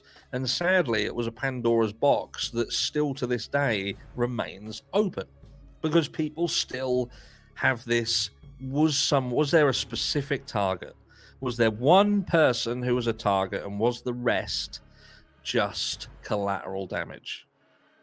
In order to answer that, and in order to answer how these things went, we have problems because we have, amongst what happened, we have 2 surviving housemates. I know one don't get spoken about much. Bethany Funk doesn't get a lot of attention. She doesn't get the light shone on her, mainly because it seems that she was tucked away on the bottom floor. Seems to be a lot of confusion. People still, I think it would be safe to say that genuinely, we don't know who was in this house that night. We don't know 100%. We know what we're told, we know what we think, but we don't know 100%. We don't. That's just a fact. But we're going with that Bethany Funk was on. Which is another reason why somebody that committed the crime could have entered through the sliding glass door, left it open, and could have exited through the window of Ethan and Zaina and down from the roof, because of the way that it was described of them having to try to get to them and then having to call 911. Yeah, they were obsessed with the word targeted early on. Different statements of targeting too. On the bottom floor, and then this crime took place on the floors above her. Maybe the fact that she was tucked away down there just protected her from the whole lot. It just went on above her head, and that was the sanctuary of being down there. And I'm going to leave that there. We'll leave a pin in it for another day. So then you've got the upper floors, and you've got Dylan Mortensen, who has had a lot of darkness thrown on her, a lot of shade. And there is a reason for there being a lot of shade. Now, obviously, the 8-hour time delay, which we're not going to go into on this video, we're going to just say, look, the fact that she was there, and by what we've been told, not only was she there, but she was awake. She was awake. She was compos mentis to some degree, anyway, to the point where she is going to be a material witness for the prosecution. She saw someone. She was able to give a description of what she saw and what she heard. So she was awake. I think it's safe to say she was awake. So the person goes upstairs. And you think, so if that's targeted, that would explain one thing. That explains why this person enters into this house and ignores specific doors. They go straight in and they seemingly head straight upstairs. So that to me... Well, who says they ignored the door? Remember, because this is what I was saying when the PCA came out. She stated that she locked the door. So when I made a highlight video about why BK wouldn't have seen DM, I also explained why maybe going by the door felt that somebody was still out, because maybe they checked it and it was locked as they walked by.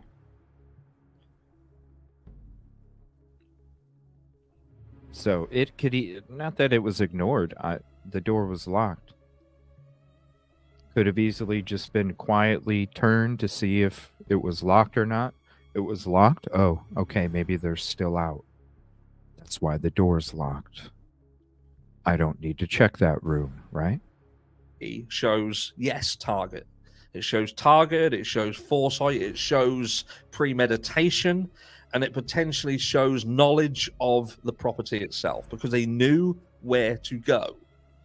Now, there are some questions in the background, because you think to yourself, well, there's still cars outside that are unfamiliar. There's still a lot of cars. So this person felt that they had the confidence to enter into this property in that situation at that time. Now, is it because they purely thought that everyone would be asleep?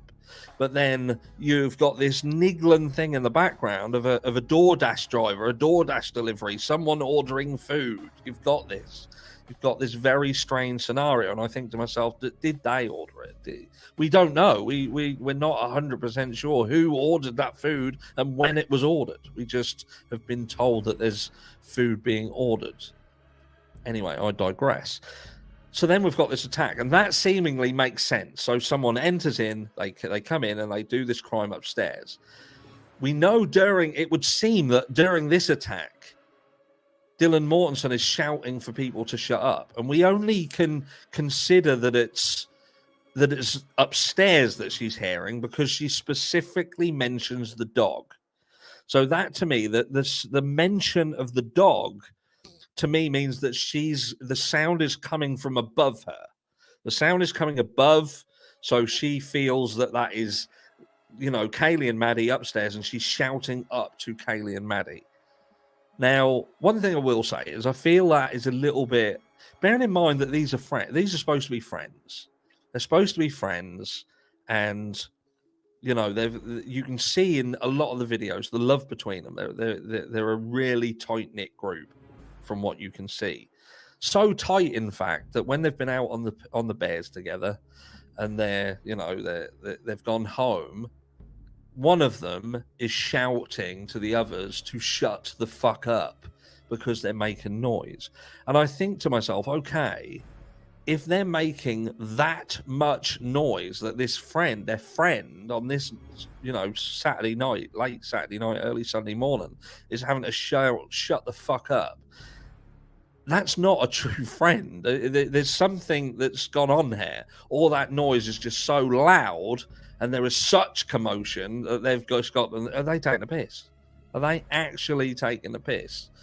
And this has built up and burst a little bit. Do you know what I mean? There's a degree of frustration. It's not. This has gone on for a prolonged period of time to the point where she's heard a noise. Because you're not going to hear a noise and immediately jump on it. Hear a noise, it gets a bit, it gets a bit worse, and you go out of your room, listen, and you can still hear it.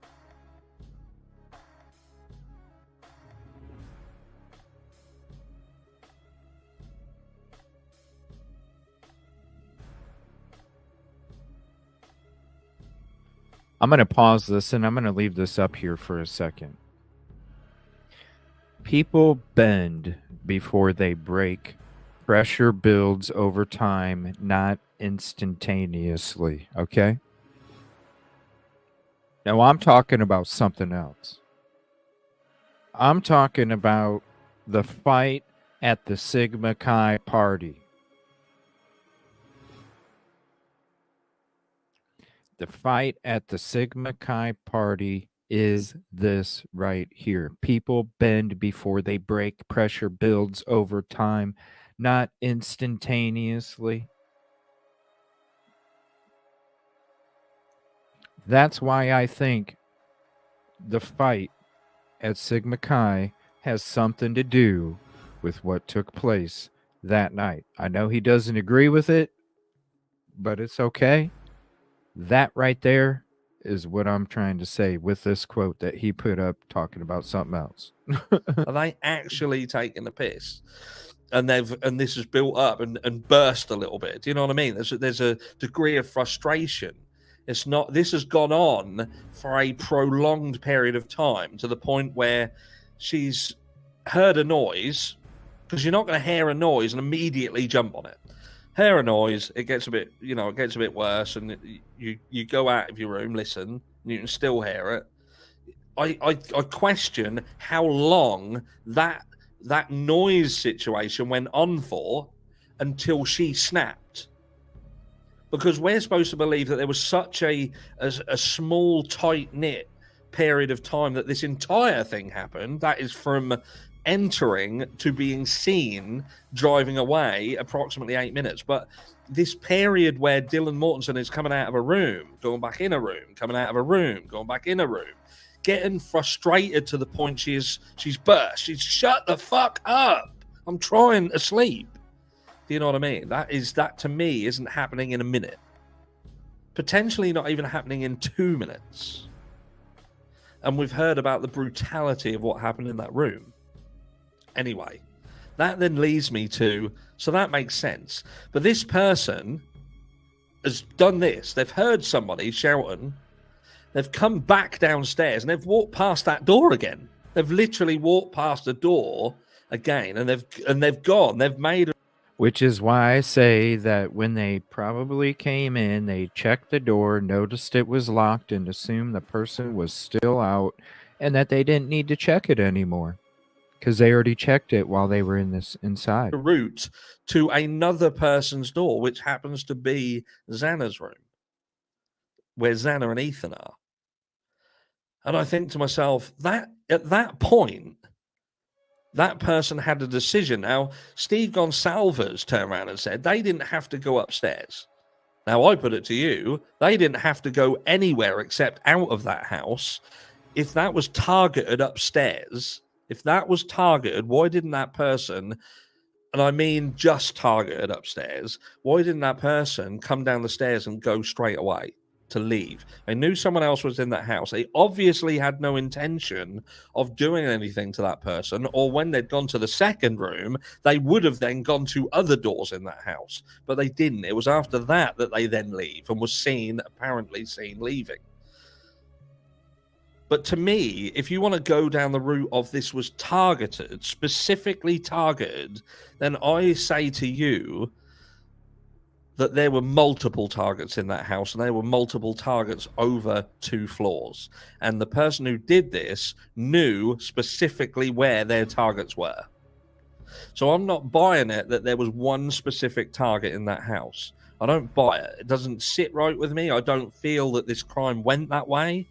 I don't feel that there is enough evidence in what we have seen to say that there was one target and they were upstairs.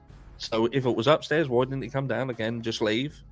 And if it was downstairs and we're saying he went there first, do you know what I mean? I can't buy that. And I hope that I've managed to explain why and the things. I mean, I don't know. I feel differently. I feel like I definitely feel like it was somehow connected to that Sigma Chi fight. For sure. I feel like that's where the motive came from. I feel like that's where the passion for the crime came from. I feel like, I don't know, the fact that it happened the same night a couple hours before just...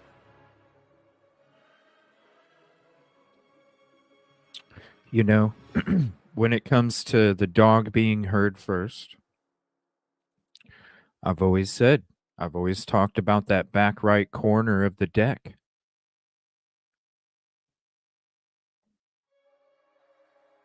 Somebody could have hopped right up there, went through the sliding glass door on the 3rd floor, hid inside that closet upstairs, had to play with the puppy.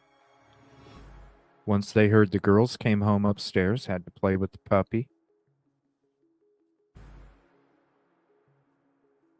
They were all, you know, downstairs was already done, in my opinion. Downstairs was already done, in my opinion.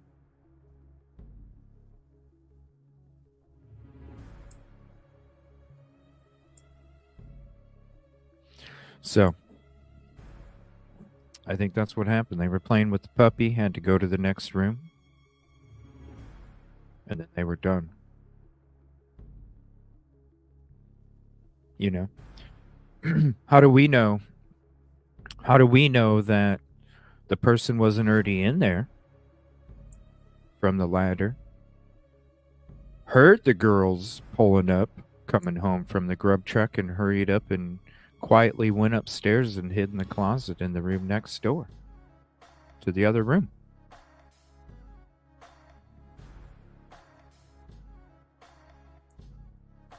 Waited until they heard the girls done being talking.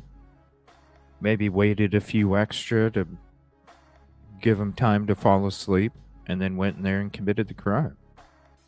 I mean, it's definitely all very possible.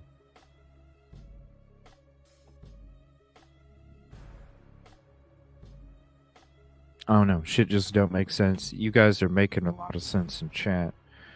I appreciate that. I'm going to go to this video. We were talking about the PCA in the route a little bit ago. Now, I'm going to go back to one of these highlight videos that I made discussing this case out or lost DoorDash driver. But before I do that, I'm going to show you another video. I wanted to show you guys how close the route is from Jack in the Box to BK's apartment.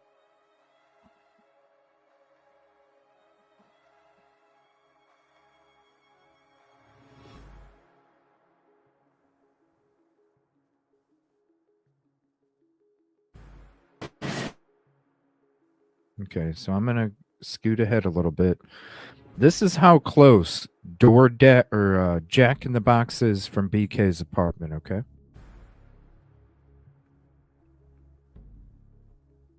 Just a couple blocks.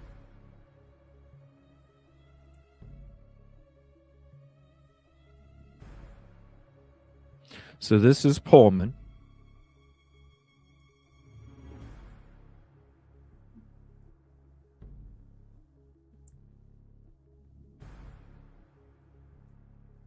And here in about a minute, we're going to be coming up to Jack in the Box. We turn right at the road for Jack in the Box, and then we go up and turn left. He drove by Jack in the Box, according to the PCA, on his way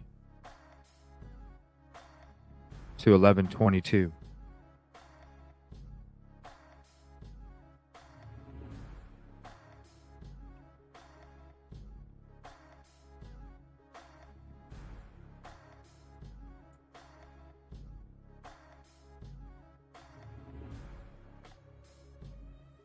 So close.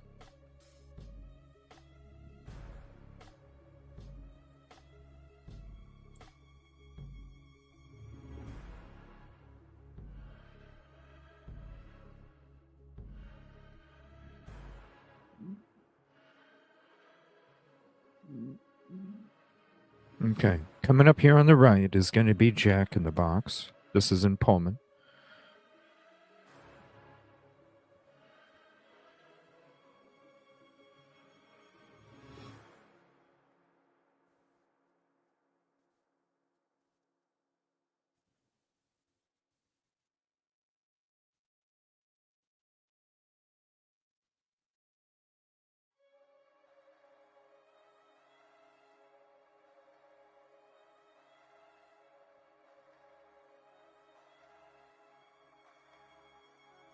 So there's Jack in the Box right there off to the right. Jack in the Box in Pullman. Okay.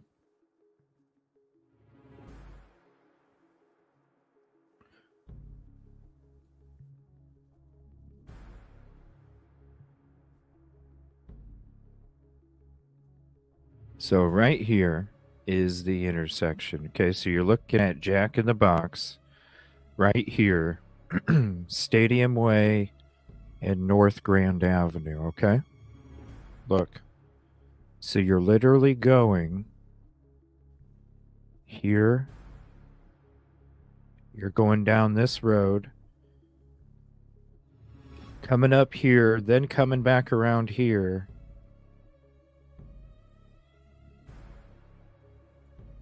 Whoa, I got lost there for a minute. Excuse me.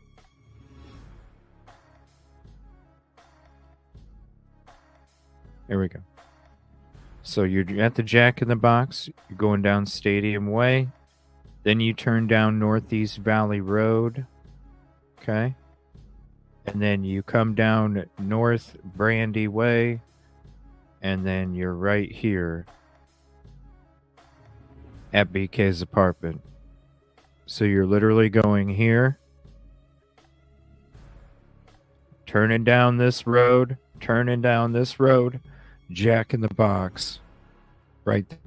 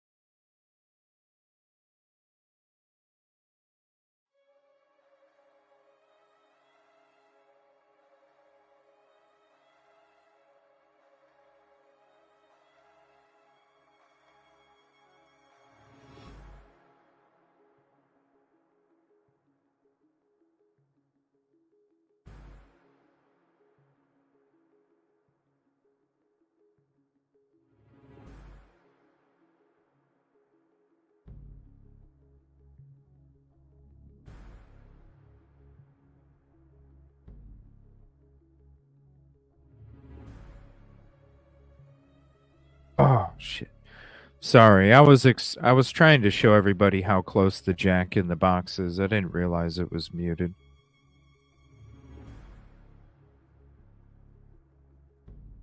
This is how close it is. So this is leaving the apartment. I showed you the Google Maps.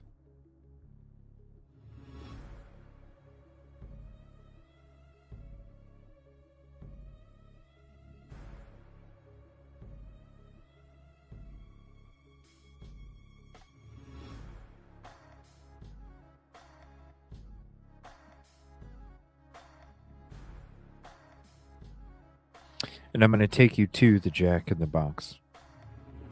It is on the way to the PCA.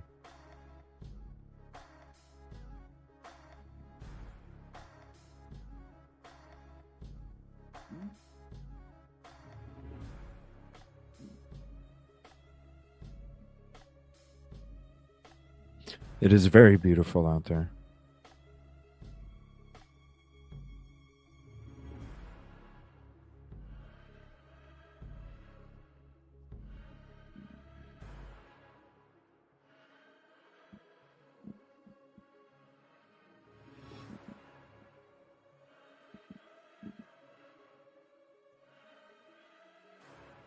So now this is Northeast Valley Road that we're turning on. We were on Brandy Road. It's not very far. Then we're going to turn right on Stadium Way, northeast.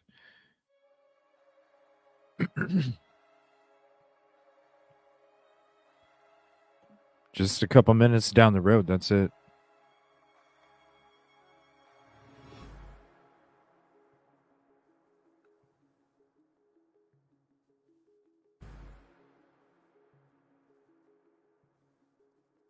So right here is where I turn left, and then right to the right is where Jack in the Box is.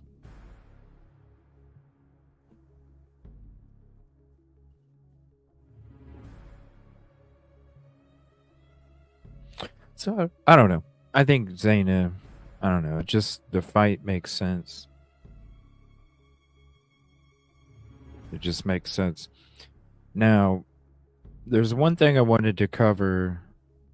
Let me see here. This was from Daily Mail. This was from a few days ago, talking about the year.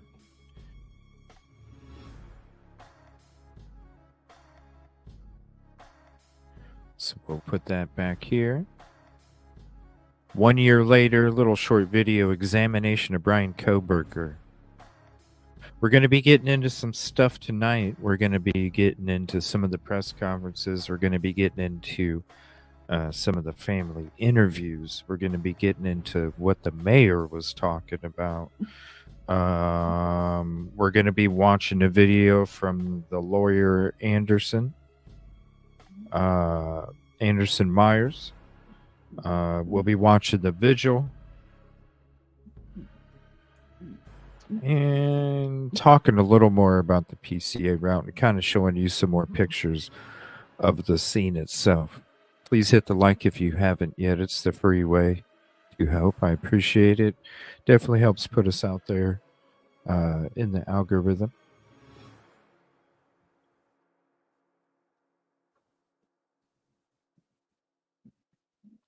Let me see here. Now I'm going to show this video first about this case out or lost DD when it comes to the route of the PCA. Now I showed you in the back. I explained to you in the beginning of the show the route that shoulda, woulda, coulda has nothing to do with any of this. That's why it doesn't make sense. To me, private ride, DoorDash, not somebody that's pre-planning to commit this crime. We'll get to the Daily Mail here in a second. I want to show this real quick. I'll drop the link in the video or in the chat if you haven't seen it yet. Save it till you play this if you'd like. Definitely drop a comment. And let me know what you think. And on the right side, you will start to see the crime scene come up on the right side. So this is the view driving eastbound on Queen Road towards the dead-end apartment buildings. And on the right, you're going to see here the crime scene home. This is all the investigators' vehicles that were here earlier today collecting those mattresses and boxes. And you would continue on, of course. I just don't. It's got to be from one of the other houses. It has to. I don't know. Going straight to turn around to come back. But that's a view of what passing by this home would be. And then again, this is video collected from these neighboring homes in this area, pinpointing this white Hyundai Elantra that they say Brian Koberger was driving starting at 3:29 a.m., making these passing drive-bys, Vinny. Quick question, because then I want to get to the rest of this as well. As you drive past and you see those windows, which floors are that? Which bedrooms do you see as you're doing that pass by? Because if this car is casing the joint to see if anyone's awake, whose windows are you seeing? Absolutely. So there's one way in and one way out of this road. So this is the only way in to this home, what you're looking at right now. Again, moving eastbound on Queen Road, you're going to see the house come up on the right side here. What you're going to see is you're going to see first the front door of the home. It's going to be hard because there's going to be all the law enforcement vehicles in front of the home, but you have the first floor with the front door where they're going in and out, and that would be one of the roommates, Bethany, on that floor. The second floor, if we have the front of the home, the second floor, the right window on the second floor would be Xana Kernodle's room, where Xana and Ethan would be. The left second floor window, I can even show you here behind me.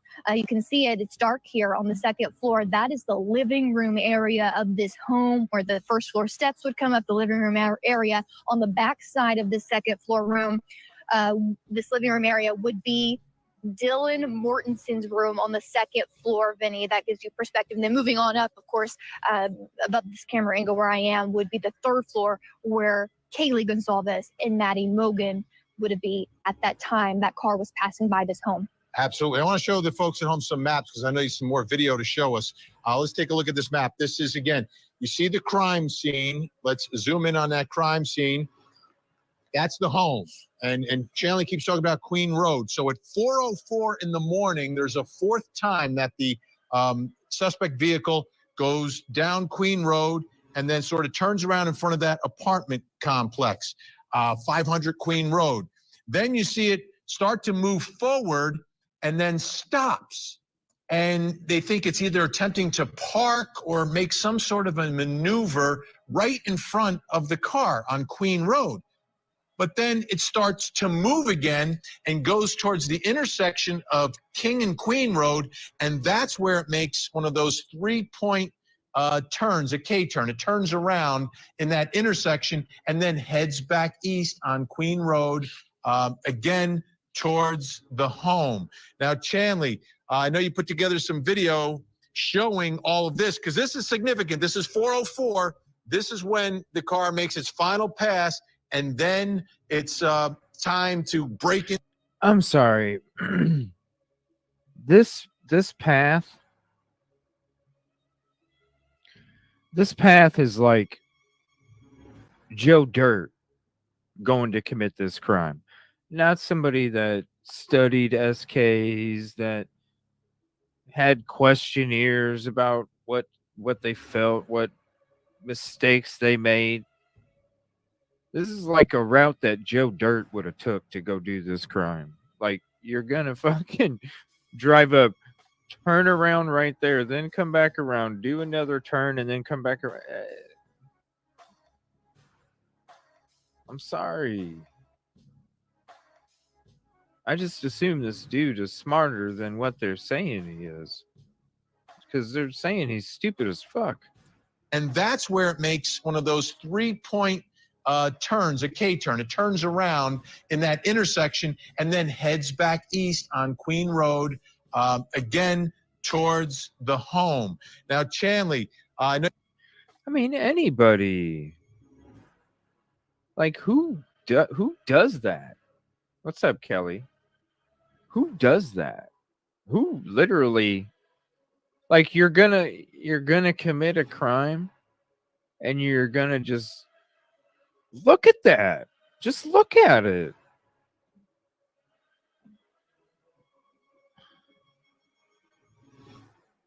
To me, that looks like somebody that got lost trying to deliver food. And they got confused because they were like, wait a minute, I'm on Queen Road, but I need King Road. I need 1122 King Road. I'm on fucking Queen Road. What is my GPS telling me? That's like somebody got lost. I know this because when I go on my damn trips, sometimes my GPS doesn't like to tell me the right way, and all of a sudden I'm doing shit like this. That's somebody that got lost. That's not somebody that stalked out the property 12 times. Come on. Stalked out the property 12 times. But you're like Joe Dirt going to park the car. Now you put together some video showing all of this because this is significant. This is 404. This is when the car makes its final pass, and then Give me a break. it's time to break into the home and commit a murder. Don't either, Katrina. Exactly. So again, we started at 3:29 a.m. So this is more than 30 minutes later, 3 passes by this home later. This is the fourth time, like you said, 4:04 a.m. again, making its way east on Queen Road one more time. This is the only way into this area. You see the crime scene to the right. He, according to this affidavit, continues on straight past these apartment buildings on the right and would make it's very narrow road. As you can see, I've spoke to most of these neighbors that live here on this road, this apartment complex. You would have to go all the way towards the end of this narrow road before you could turn around. It's going to be apartment number 52, according to the affidavit. In this area, this wider circle area where that white Hyundai Elantra turned around, according to this affidavit, and then goes back down the hill west on Queen Road where he passes the crime scene one more time. It would have been on his left side, his driver's side of the car at that time. And according to the affidavit, that's when he sort of fails to either turn around, attempts to kind of park or turn around there right in front of the home. Remember those tire marks, Vinny, on this road that I'm showing you? They would be about where that red car is in front in this video, where those The tire marks, right where that red car is. Yeah. In the parking lot that wasn't closed off in the beginning, right?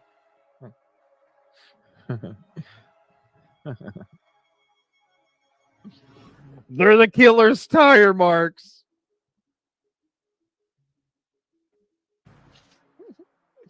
They're the killer's tire marks. That wasn't closed off, but it was. And one thing I want to mention too, by the way, is see where that camera person, they're standing there. That's where they were investigating these tire marks. If the tire marks are going to happen from a vehicle exiting at a high rate of speed, the tire marks are going to be where it says the, or where you see this boom explosion emoji. Okay. That's where the tire marks are going to be, not over where the people are standing by the cameras. You're already at a different direction in a path for the tires to be squealing.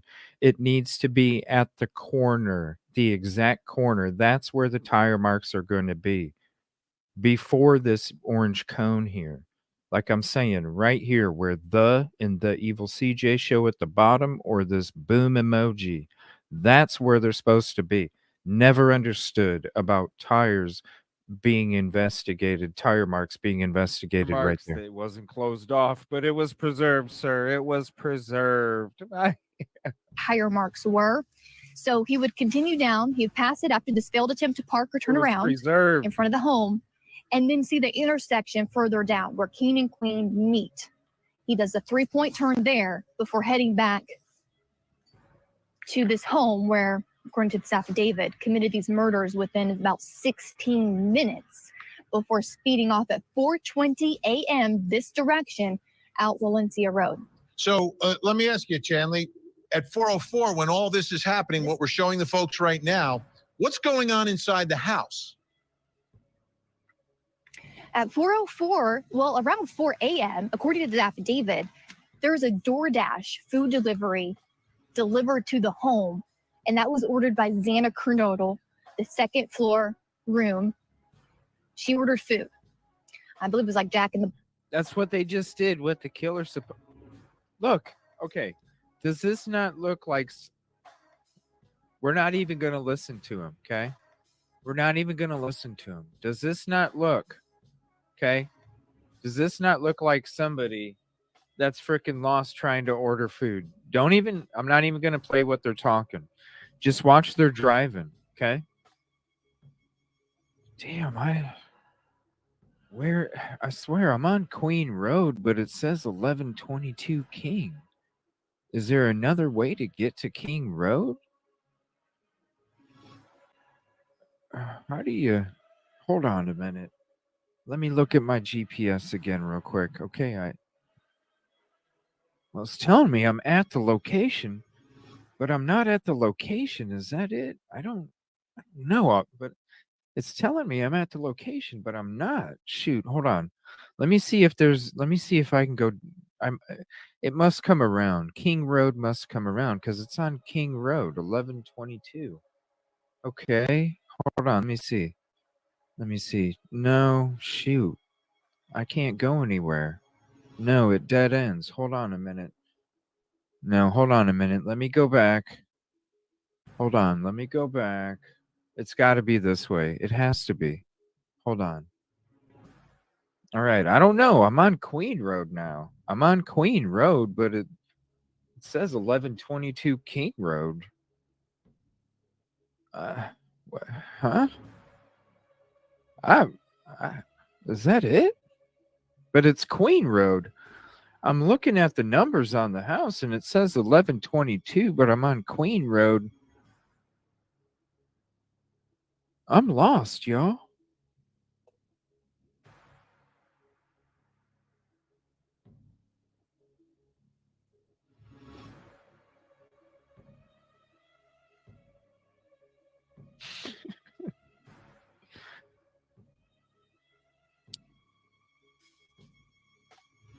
I don't know. You see what I mean? And when you go back to this,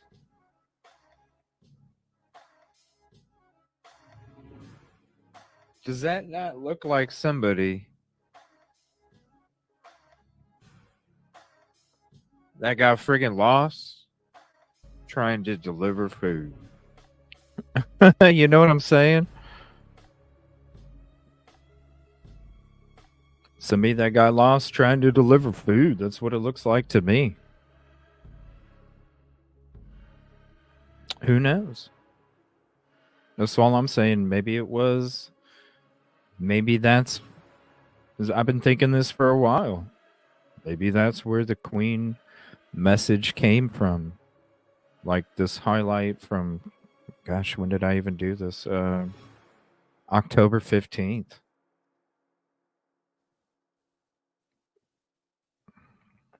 Just... It has to be, right? Or a private ride, ride share or whatever, right?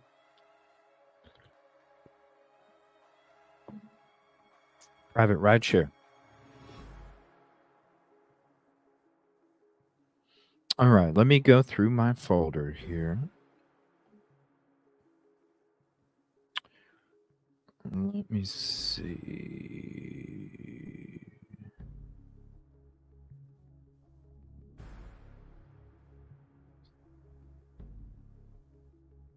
Okay, this is from Law and Crime Network. This is discussing the key witnesses, since we are kind of talking about that, the PCA. We're going to watch this video from Law and Crime here, and then I'm going to show you why not only BK, this is from a while ago too, not only why BK or anybody that committed this crime possibly wouldn't have noticed DM getting a description, being able to see the light, good vibe light reflecting off the person's face, the bushy eyebrows, without them being seen, without DM being seen. I'm going to show that and also kind of explain how somebody literally could have been chilling up in that closet. And I can't wait to come back tonight. I will be putting out a notification here. We will be back at 6:30 Central, 7:30 Eastern. I might even bump it up a little earlier, actually, because we're going to have a good show tonight. I'm excited for tonight. We're going to be going into a lot more stuff as well. So excited. Yeah, and I will show you. You know what? I can probably show you that route at night too. It is definitely a scrunch. Let me play this Law and Crime Network video here discussing the key witnesses. I'll find out exactly what video that is going there through there at night, and I'll show you. It's really scrunched. Very scrunched. The fact that, you know, the whole turnaround and everything, I did that too. The slope is ridiculous over there, Linda Lane there. That footage. Slope is ridiculous. Did it at night too, so you'll see what I'm saying.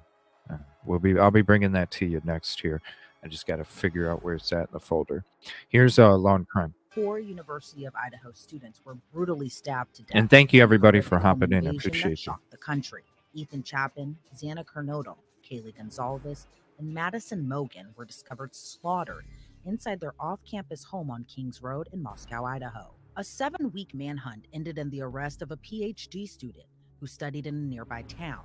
Brian Koberger was cuffed thousands of miles away from the crime scene at his parents' home in Pennsylvania. The former PhD student declined to offer a plea at his arraignment and has since waived his right to a speedy trial, meaning a trial has been put on pause indefinitely. But what can we expect when what could be the case of the century begins? According to former prosecutor, now criminal defense attorney Matthew Mangino, the case has been built on a lot of circumstantial evidence. And that doesn't mean that you can't prove a circumstantial case. Certainly, many cases are proved without direct eyewitnesses and other things. What I would like to see here, obviously, is, connecting the dots. We know that there's telephone evidence. His cell phone, Brian Kohlberger's cell phone, was in the area of where these murders occurred. We know there's videotape, that surveillance cameras, home cameras, traffic cameras have captured his vehicle, this white Elantra. And then we know that there is DNA evidence, although it's very minute. It's on a sheath that was found at the crime scene, and it was matched through genealogy DNA. I'll check that out, Nina. And ultimately, when he was arrested, DNA was drawn, and there is a match between the two. So, how did that get there? How did the police, know to move forward with the genealogical investigation of independent businesses, and ultimately, how did they make that match? So those are all questions that I think jurors are going to want to hear. How do you connect all these dots together? The state has touted the use of DNA to build its case, which detectives say linked Koberger directly to the crime scene. The biggest link? DNA discovered on the button snap of a knife sheath found near the body of Madison Mogan and Kaylee Gonzalez. Matthew Mangino says this DNA will play a crucial role in the trial, but it's not the only hand the prosecutors could deal. What we also know is that this is a very minute piece of DNA that was on this sheath that matches him. How does that place him there? Is there any other explanation for this DNA being found there? Is this potentially just touch DNA, which is a very small amount of DNA that could have been transferred by who knows what means as part of this investigation? I also look for there to be a lot of talk about the lack of DNA evidence. And we know that there is no DNA evidence, or at least that's what we know from media reports, that there's no DNA evidence that was found in Kohlberger's vehicle from any of the victims in this case. and no other DNA evidence found in his apartment from any of the victims of this case. So that's going to be significant because we know that this was a brutal massacre of these 4 young college students, and there was a lot of blood. And, typically, you might find some trace of blood somewhere with a defendant when you have so much of it from 4 victims. I don't think it's going to be all about DNA and science. I think that's going to play a role. It's not as though, you have blood smears of Kohlberger, on the apartment wall and in his car or something like that. That you don't They have don't. that. Okay. No. You do have his DNA there for some, if you're the defense, some inexplicable reason. But you're also going to challenge, how it got there and how it led to his Reasonable arrest doubt. in this case. And was there probable cause even to arrest him based on this information? Now, we have a match from a later DNA sample from him, but how did you get to that point? And so that's going to happen during trial. There's going to be a lot made of that during pre-trial. We already saw a challenge to the grand jury instructions, which the court denied. But there are going to be a lot of challenges to the evidence. At this point, we don't even know what evidence is ultimately going to be admissible in this case. That's going to be decided through motions in limine and other types of pretrial What's up, motions SM? before we ever get to picking a jury. The next piece to the puzzle for prosecutors, possible witnesses to the crime itself. We know 2 other roommates were at the off-campus apartment when the murders occurred. Investigators say one of the roommates came face to face with the killer. It's certainly going to be an important piece of the trial. It's certainly going to be something that's going to be presented to this jury. But it has Ticket the number potential 68. almost Thank to you, work SM. In both ways, for the prosecution and for the defense. According to a police affidavit, Dylan Moritzen came face to face with the alleged killer moments after the gruesome stabbings of her friends. Moritzen told police she opened her door after hearing someone crying and saw a figure in black clothing and a mask that covered that person's nose and mouth walking toward her. She described the figure as someone 5'10" or taller, male, not very muscular but athletically built with bushy eyebrows. The affidavit goes on to state Moritzen stood in shock, then locked herself in her room after seeing the man who she says she didn't recognize. I mean, certainly she can't identify the person. She didn't know the person. The person vaguely falls in line with the stature of Brian Kohlberg. But if you're on the defense, you're going to say, hey, this guy was there, and number one, no one tried to stop him. No one did anything to identify him. No one even immediately called the authorities, called the police. When you observe this strange person with Exactly. You have to look at it, regardless of our bias, if we have any. You have to look at it as a juror member. It's about reasonable doubt and if it exists or not. And you can't say that the sheath wasn't possibly a gift to one of the victims. And they tried to get it out to defend themselves. And the person that committed the crime took it as a souvenir because they still got away and it didn't, Is that not a possibility? To say that is 100% not a possibility, I don't see how you can say that. And if you can say that is a possibility, well, that is reasonable doubt. That's the only thing. We're going to look up some of this cast data stuff tonight. Because other than that, what else? And really, if they didn't have the DNA verbiage in the PCA, then do they even have an arrest? Right? If they don't have the DNA verbiage in the PCA, then do they have an arrest? The way they apprehended BK. Did I see your... Did you see any wild animals? No, I did not, actually. I thought I would. What I did see, and I was very shocked by this, what I did see was, tumbleweeds, those balls of brush that kind of roll down the plane. I saw a whole bunch of those. It was actually during one of my shows, because it was like 4 o'clock in the afternoon there, 7 o'clock in the afternoon on the East Coast. So when I was doing my shows, it was really early for me.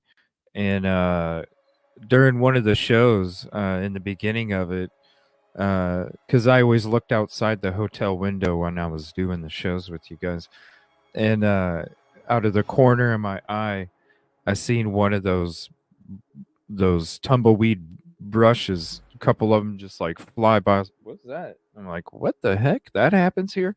I was thinking of like Wild West and like, I don't know, in the desert or something. So that's one thing that I did see that kind of shocked me. The stock photo. Well, I think, and that's what I was, when it comes to the grand jury, I think that's the more evidence they were looking for. Was, they got the stock photo because I'm sure the prosecution went into the secret grand jury and gave him the PCA that they gave everybody else. And they said, here, there you go.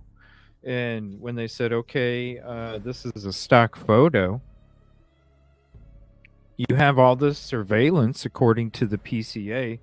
That's how I was able to make up the route I showed you guys at the beginning of the show. And by the way, that down or upload is at 87%. So I'm guessing around 3 o'clock Central, 4 o'clock Eastern, 4 o'clock Central, 5 o'clock Eastern is when it'll be uploaded for you guys. Tumbleweeds, yes. Yes, the whistle. Yeah, I was like, whoa, am I in the Old West? With a mask on, dressed in black, leaving your apartment after you heard some talk that raised your suspicion about what was going on in the hallway. So this can cut both ways. We have to remember that the onus, the burden is on the prosecution. And the prosecution has to prove this case, as in every criminal case, beyond a reasonable doubt.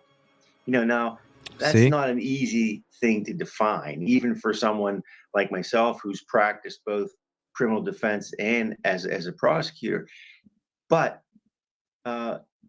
things like, why didn't you call the police until noon the following later that morning, 8 hours after there was this confrontation with, or at least the observation of someone leaving, strange noises being in there, those kind of things tend to cloud the case, and they tend to make jurors think about things that maybe the prosecution doesn't want them to, or maybe aren't really relevant. People react to trauma in many different ways, and seeing someone walking out of your apartment at 4 a.m. is a traumatic experience. So we don't always know how each individual is going to react to something like that. But I think that the fact that the police were never called until noon, and that the reason for the call was somebody was unresponsive or passed out. I mean, those things just kind of make the water murky when, as a prosecutor, you want jurors to focus in and zero in on the important issues in the case. I'd like to hear, from the neighbors that came over the next day, who were, called over because they couldn't find the other 4 who had been murdered, or they were worried about where they were. I'd like to hear their perspective on it, what exactly they observed when they came there, and what demeanor was of the surviving roommates and things like that. Was there genuine concern, or what were the circumstances? And, so I think that would be important. And is there anybody who, and we don't know this, and this investigation is going to continue. I mean, is there anything about Brian Kohlberger that a witness could tell us that might provide some insight about him or his frame of mind or what he was They never interested recognized in him. at the time? Those all, just like your click history on your.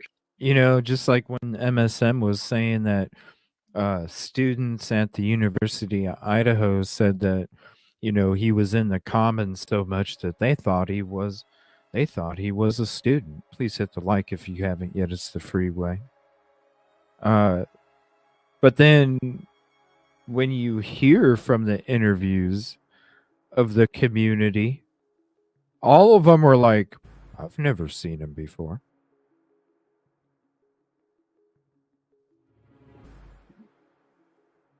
So which is it? Computer, but you're looking up things you're interested, you want to know about. You're also talking. Nobody about knows those anything things about him because they sometimes, too, and that's didn't know important who to he know as well. was. Next up for the evidence is cell phone data and surveillance footage, some of which was shared to the media as a desperate plea from police to the public for help. Detectives say a review of nearby surveillance footage showed multiple sightings of a white Hyundai Elantra. They never did confirm that was the vehicle, everybody. They only came out with the stock photo. That was not released by Ellie. Ellie never confirmed that it was the vehicle. That made 3 passes of the Kings Road home before entering the area for a 4th time shortly after 4 a.m. Police traced the car's travel to nearby Pullman, Washington, where Kohlberger lived while attending Washington State. Plus, get this, Kohlberger's phone was also tracked to Moscow before and after the attack, but his phone was off from 2:47 a.m.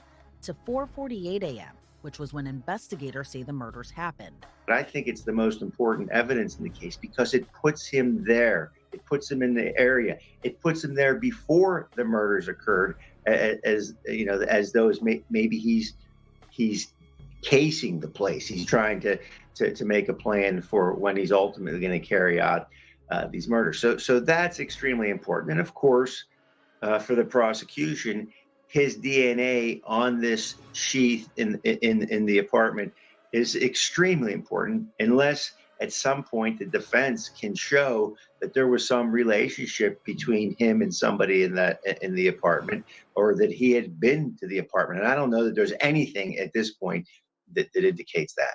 It provides some context if it fits into a timeline that's important in this case. Of course, these searches, they're searching or have already searched every single click that Brian Kohlberger has made on his computer prior to these murders, and even subsequent to them, because that's important as well. There's a lot of small, maybe what may seem insignificant individually, which is important when you're painting this overall picture of a heinous crime being committed. And it's going to be the prosecution's job to connect all these dots in the most effective and easiest manner to understand, so the jurors can follow along and say, hey, well, that didn't seem real important yesterday, but now that I know this, that's important. And you keep building on this sort of puzzle, this landscape that you want to paint for the jurors to understand exactly what happened here. Kohlberger's defense team has countered police claims, saying their client wasn't in the home where the homicides occurred and was on a late-night drive alone instead. So could we see Kohlberger as a witness in his own trial to get his side of the story? According to Mangino, it might be a wait and see until trial. That is the most important decision that any defendant and defense counsel has to make. Do you take the stand? Now, one thing that favors Brian Kohlberger that a lot of defendants don't have is that he doesn't have a history. He doesn't have a history of lying under oath. He doesn't have a history of falsehood. He doesn't have necessarily a history of violence. Certainly nothing like we have here. So that's always something that the defense has to consider. If I put my client on a stand, do I open my client up to all these other issues? That's not necessarily the case here. Also, unfortunately, not all people are trained or have an educational background in this whole forensic area, this whole criminology area where he does. He may make a good witness. He's obviously an intelligent person who was working on his PhD. So, maybe he can be an effective communicator. Those are all things that you have to factor in. And then you also have to weigh how the trial is going itself.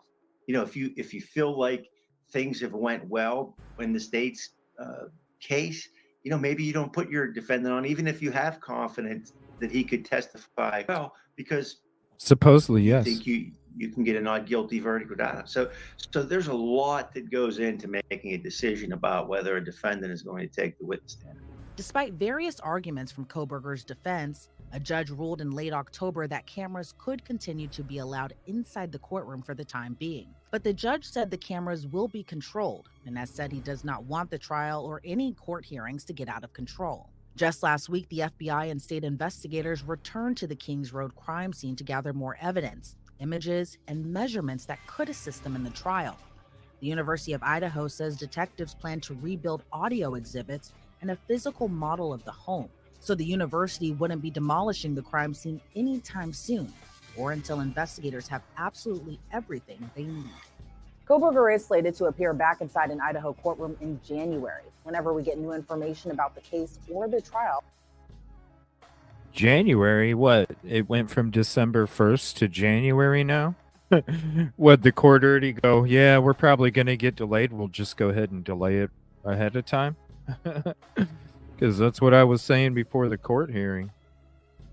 Yes, 1 hour and 30 minutes. The video will be dropping. So please look for that to be dropping and definitely leave a comment on it. It's going to be absolutely quiet. Nothing blocking it. Just for you guys. This is for the community. This is for the community. Totally 100% for you all. I'm so excited. It's going to drop in 1 hour and a half. Please leave a comment on there and hit the like when you see the notification for it coming out. So excited. All right, so I'm going to show you now the video of what it looks like at night going into where the Linda Lane footage was at. So give me 1 second. I will pull that up.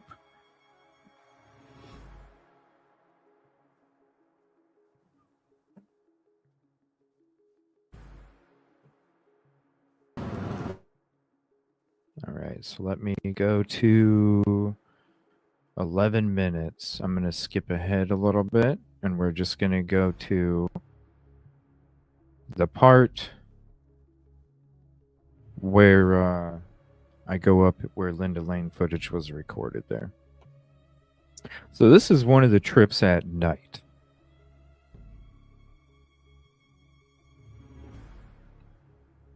Oh, Katrina, you're going to want to watch from the beginning. Trust me.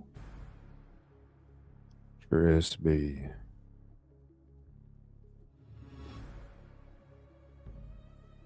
All right, so this is Taylor Ave.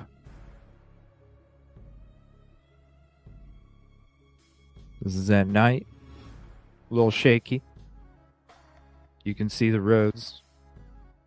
Pretty bumpy.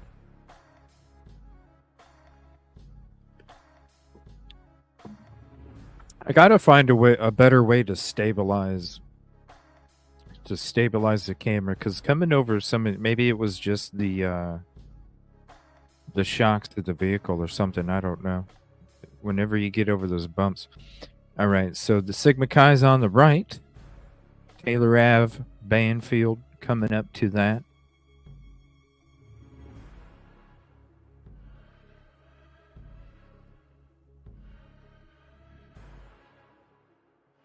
Got a lot of footage. A lot of photography too. I'm thinking what I might do is drop it on my Evil CJ Facebook.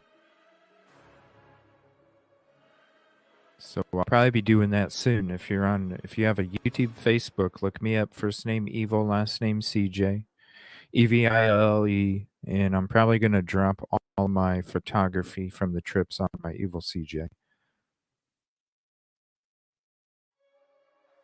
Look at how creepy that is at night. See what I'm saying? It's not very well lit, everybody. It's not very well lit at all.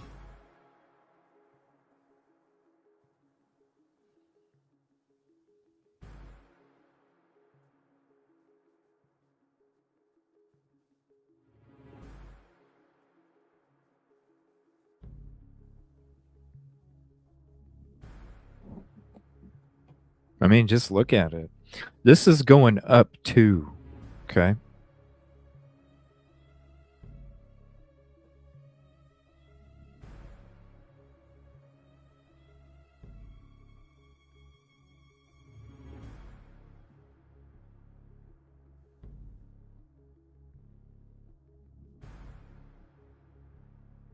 We have so much content, everybody. Thank you all to the community. I appreciate your support. This is the only income I do have coming into this household.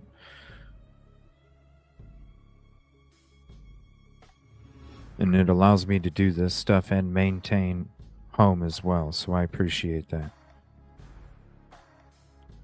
So that is where I'm parking straight ahead. And I know this is at night. I'm parking straight ahead from where the Linda Lane footage was recorded. Okay. This is at night. Obviously. All right. This is such a the slope right here as I'm going backwards. The slope is just whoa. All right. Now watch how tight this is. Watch how tight this is. I was afraid to even drive up through there. At first, I was like, shit, do I exit? What's up, Carly? Thank you for hopping in. I was like, shit, do I go to the right? Do I go to the left? I don't understand. So I went to the left. Look at the slope right there, everybody. As you turn and go up, that slope is just, like I said, it's dangerous.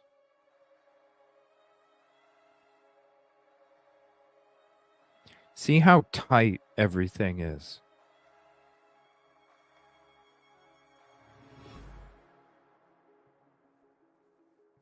Now, see, this is what didn't make sense to me. So the vehicles are parked going the opposite direction that I'm going. The way that I came in, vehicles were parked in the direction that I was going. So why are these parked in an opposite direction, right?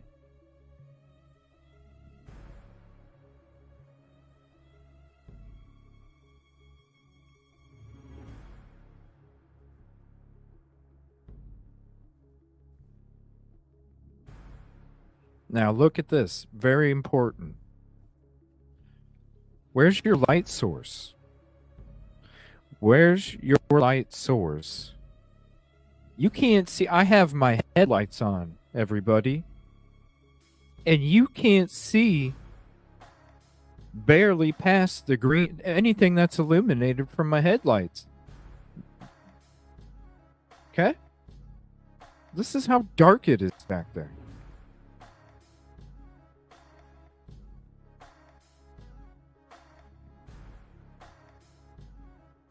That's how dark it is.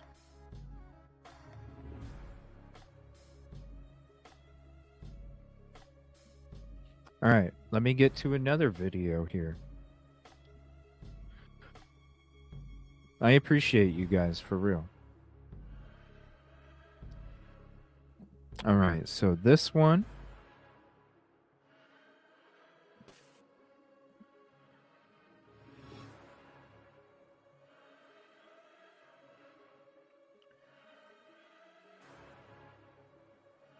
This one right here is me parked in the back of the property, okay? This is how dark it is. Now, this over here to the right, and you can't see my cursor when I'm showing video, okay? You see this lit up property down here? Okay? I'm going to show you the map, and I'm going to show you where we're at, okay? Now, I have to give you bird's eye because I can't give you from the parking lot at night. So, what we're looking at, okay?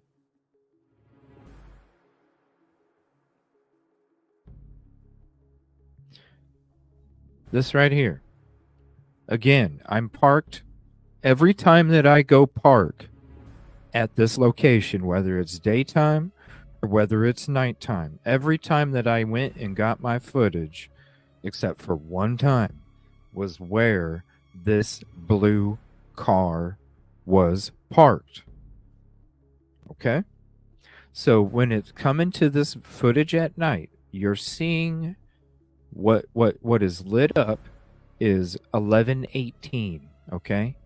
So all of the windows that are lit up towards the bottom left are going to be 118. Remember, I'm having the perspective from the blue car. You're going to see a little bit of light coming from 1126. You're going to see a majority of the light and the windows coming from 1118, okay? The spot that's dark, that's to the bottom and middle of the right of the video, is going to be the property of 1122. Now, obviously, you don't see any light there because there isn't any light there, but that's the perspective that we are looking at when we are looking at this video here. Okay, so the property, the video that has, I got to go back to, let me see here. See how it's got these windows lit up right here? And you got this light right here? This is all 1126.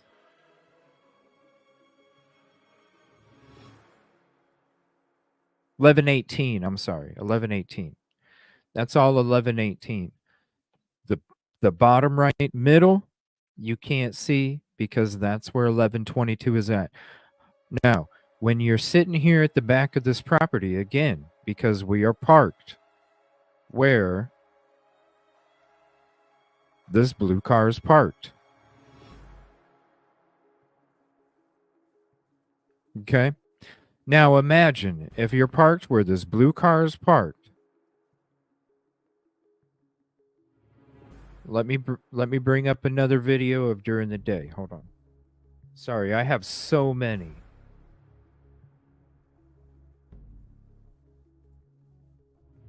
The house is actually pretty close to. All right. So this is me kind of walking around a little bit here. I'm going to show you. Oh, Kelly, thank you so much. Let me get to those in a second. All right. Let me get to those. I'm going to leave this up for a second, too, so you guys can see. Like how I showed you how dark it was coming up to the parking lot. You can't see shit. I'm showing you how dark it was without the lights of 1122 being right in front of your face.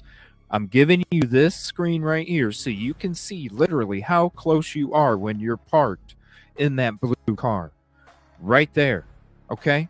So when it comes to how dark this video is, you're going to tell me that somebody that is sitting in this parking lot where that blue car is parked, they can see everything that's going on in this property. How in the hell are they supposed to see you? Kelly Miller gifted 20 memberships. Holy crap. Thank you so much. Definitely new members. Go look at the Coeur d'Alene footage we did for you. Did a stream of Coeur d'Alene just for you. I have the actual Sony footage to upload. I have so much footage, everybody. I will upload that for members only coming up. This is with the headlights on. But again, no headlights. To SM, no Jabski. Sarah Sweetness. Ooh, Unravel. When VR Stardust. Bread to kill. Skittles. Holy crap. Aaron. Dre. Wow, look at all these commercial zone. Damn. Oh snap. Look at that. Bianca. All the regulars.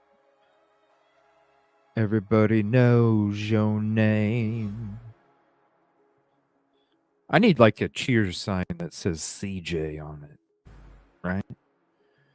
This is like the cheers bar. Yes, welcome. Thank you so much, Kelly Miller, for that. Thank you so much, SM. I appreciate that. Especially the photography. Thank you so much for the kind words. Especially the photography. When I can zoom in and show you all of this stuff with such clarity, it's so beautiful. It's so beautiful. Yes, this is at night. This is, I'm telling you. Let me scoot it up again. We're gonna go through it again. How is take the headlights out? Take the headlights out of the equation when it comes to pulling up behind the property, and you tell me how somebody's supposed to see you. That's what I'm saying. There is no light source. There is no light source to reflect light shining on you as a creeper when you can see everything that takes place inside that property.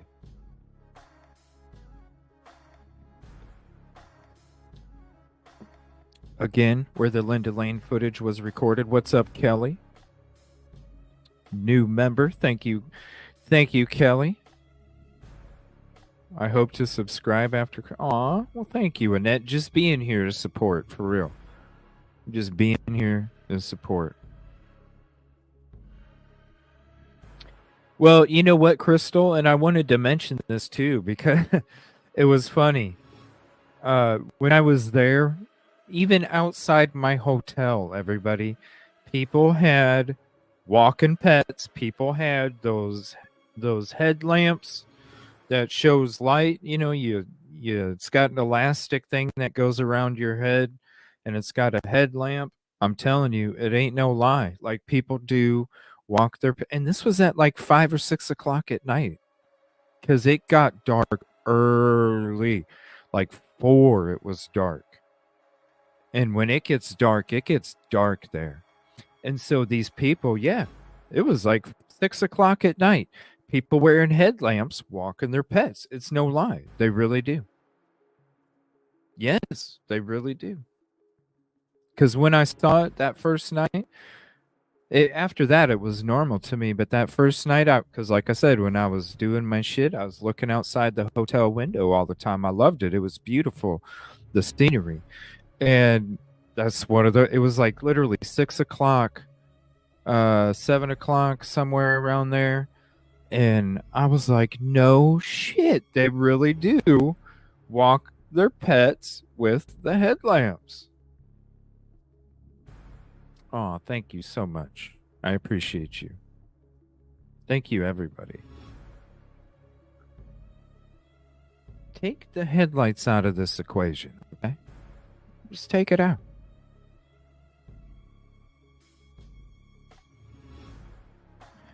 This is a perfect example. Now, obviously, see the separation where the headlights are? Now, obviously, you can see more of the stuff to the right because of the illumination from the apartment. Look at to the left. Watch. You get away from the illumination. Take away the headlights, everybody. Who's seeing you? Who is seeing you? When you're chilling in the back and you can see everything that's going on with both sliding glass doors, Maddie's window, and downstairs, Dylan's window.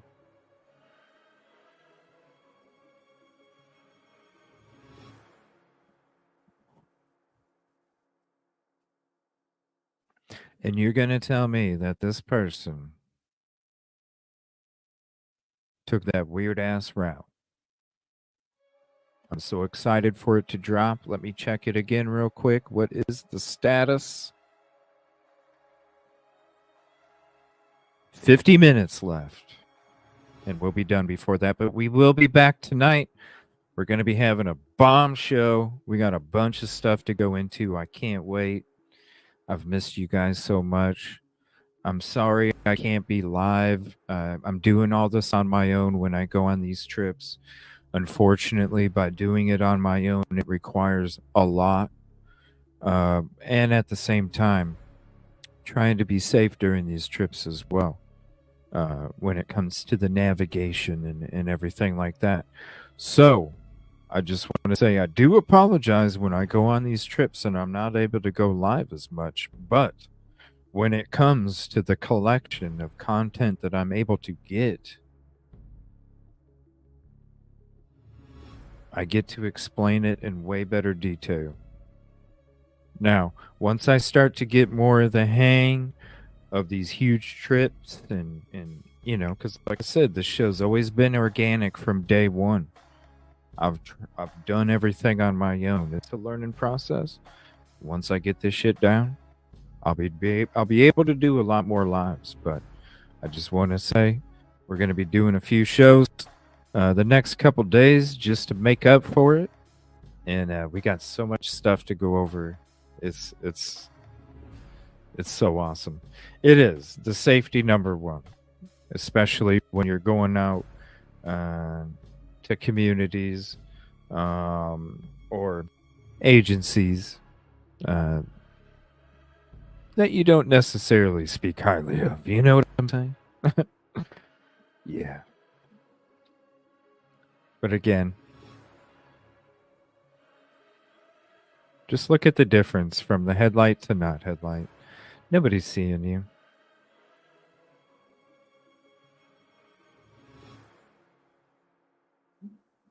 Nobody's seeing you.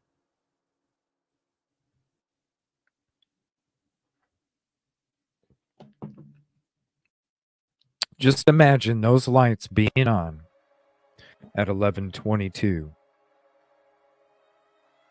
King Road. All right, let me see if there's anything breaking real quick. And that video will be dropping soon, so please, when you see the notification for it dropping, please show it some love. It definitely needs to be shown. Especially, I include the route that shoulda, woulda, coulda. That's the bonus route. At the end, you're going to tell me that that's not the route that was taken if you supposedly stalked and planned and all of these other things? No, I don't think so. All right, let me see. I don't see anything breaking. Let me go to my folder real quick, see if there's anything I want to cover. Members, is there a drop at the top of the pinned message at the top has the link to the memberships. Let me see if there's one more video I want to touch on here. We're going to be going to more of the families interviews. We had that on the 1 year ago special that we did. All the families interviews, even the one that came out breaking from the Chapins that night, we included it in the show. So I'm glad that we were able to pack all the interviews from the family members in one episode. We are going to be going over that again coming up. And let me see here.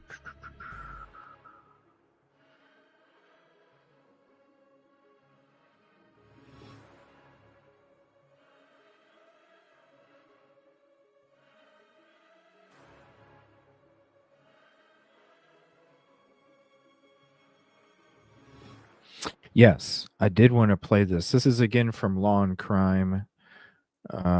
Behind the mugshot, who is Idaho suspect Brian Koberger? We'll probably be going over this again tonight too, because I'm gonna Yola will be joining panel. If Kevin's not busy, he'll be joining as well as Unravel if she would like. So we'll be discussing this a lot more in depth too. Plus, I got more footage to show you guys and photos as well.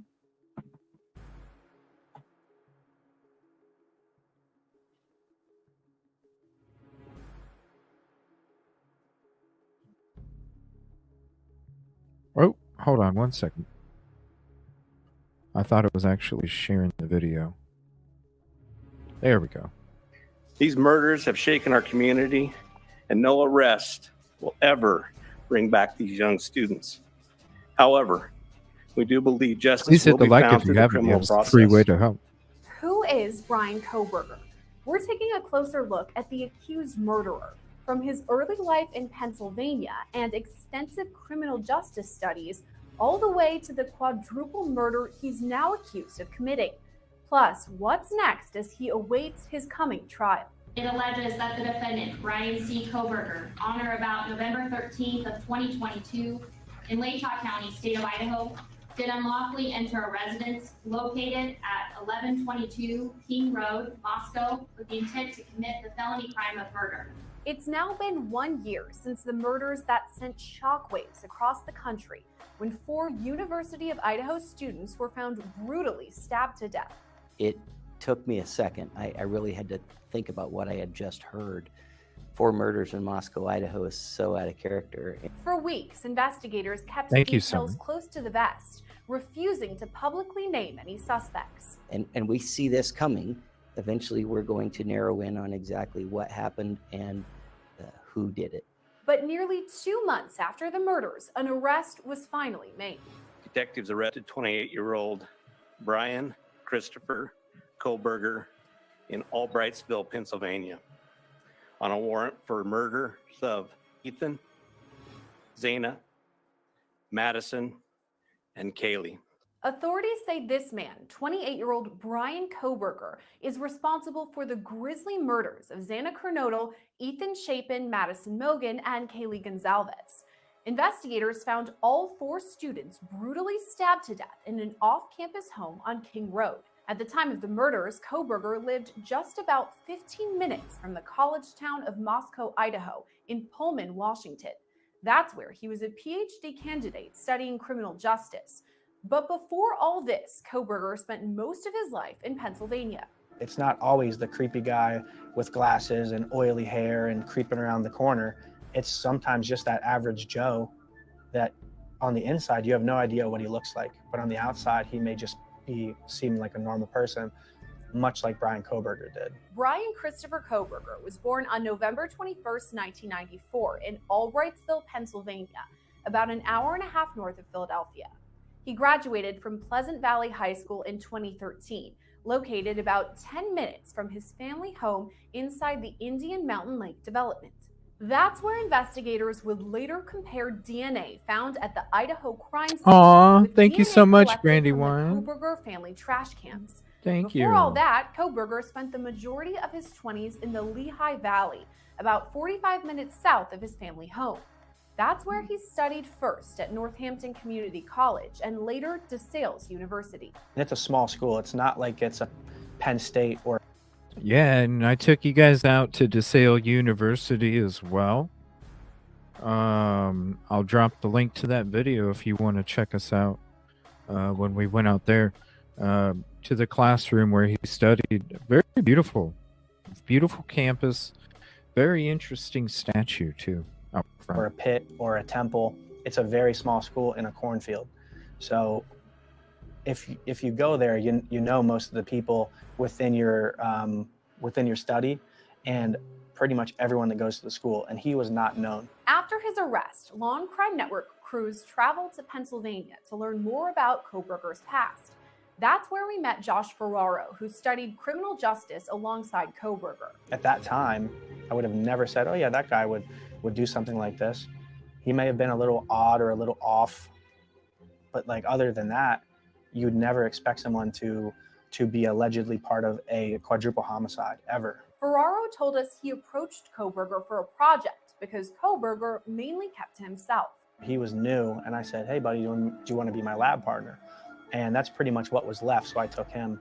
And it ended up working out very well. At DeSales, the pair studied under renowned forensic psychology professor Dr. Catherine Ramsland, who, since Kohberger's arrest, has appeared on Long Crime Network. At Ramsland's direction, Kohberger took classes that inspected the psyche of killers. The course that I took that stands out is psychological sleuthing, where you basically enter the mind of a killer. She would give you sheets, and basically the sheets would denote and detail a crime. However, you wouldn't know who did what per se or where this was, but you'd have to, it was a group thing, so you'd get partnered up or in groups, and you would go through these activities and basically come up with a theory or a thesis and then challenge it to Dr. Ramsland. The Master of Arts in Criminal Justice is awarded to Carlina Kemery. Jenna Cook. Brian Kohberger. After his graduation from DeSales University, Kohberger headed more than 2,000 miles west to continue his criminal justice studies, this time at Washington State University. The dad was like wanting to introduce me to Brian, and he said something, I don't remember the exact like word he used to describe him, but it was something that was like he has a hard time making friends, or he's kind of shy, or something like that. After arriving in Washington, Kohberger moved into the same apartment building as Christian Martinez. He described Kohberger the same way as Ferraro, standoffish but seemingly harmless. But Martinez's wife felt differently. Like every time I would like talk to him, my wife describes it as like a death stare, and like it kind of is like you know, you make eye contact with people, but like you're not like constantly like just staring at him. He would be like constantly like staring at me, like he's just trying to like analyze me. But that was a feeling I would get. After the murders on November 13th of last year, Martinez says Kohberger reached out to him about the topic. He was like, "Oh, did you hear about these murders that happened?" And it was like so short after they actually happened, like there was barely any news articles out, so there wasn't much that I could have like read. So I was like, "Yeah, man, that's crazy. Yeah, of course I've heard about him." And he was like, "Yeah, it seems like they don't have any leads." And I'm like, he was like, "Yeah, it seems like they don't have any leads." Hold on. I mean, after they actually happened, like there was barely. Like this is like the aunt. This is like the high school buddy. I mean, this is like the teacher's assistant student being graded. Like, okay. Really any news articles out, so there wasn't much that I could have like read. Okay. So I was like, "Yeah, man, that's crazy. Yeah, of course I've heard about him." And he was like, "Yeah, it seems like they don't have any leads." And I'm like, "Yeah, I mean, there's not much about it, you know. There's nothing. I have no details really to say." But yeah, and then he's like, "Yeah, it seems like they think it was a crime of passion." Those were the two things he said, was that they had no leads and they think it was a crime of passion. Martinez says Kohberger may have had a fascination with death or dying. One thing that stuck out was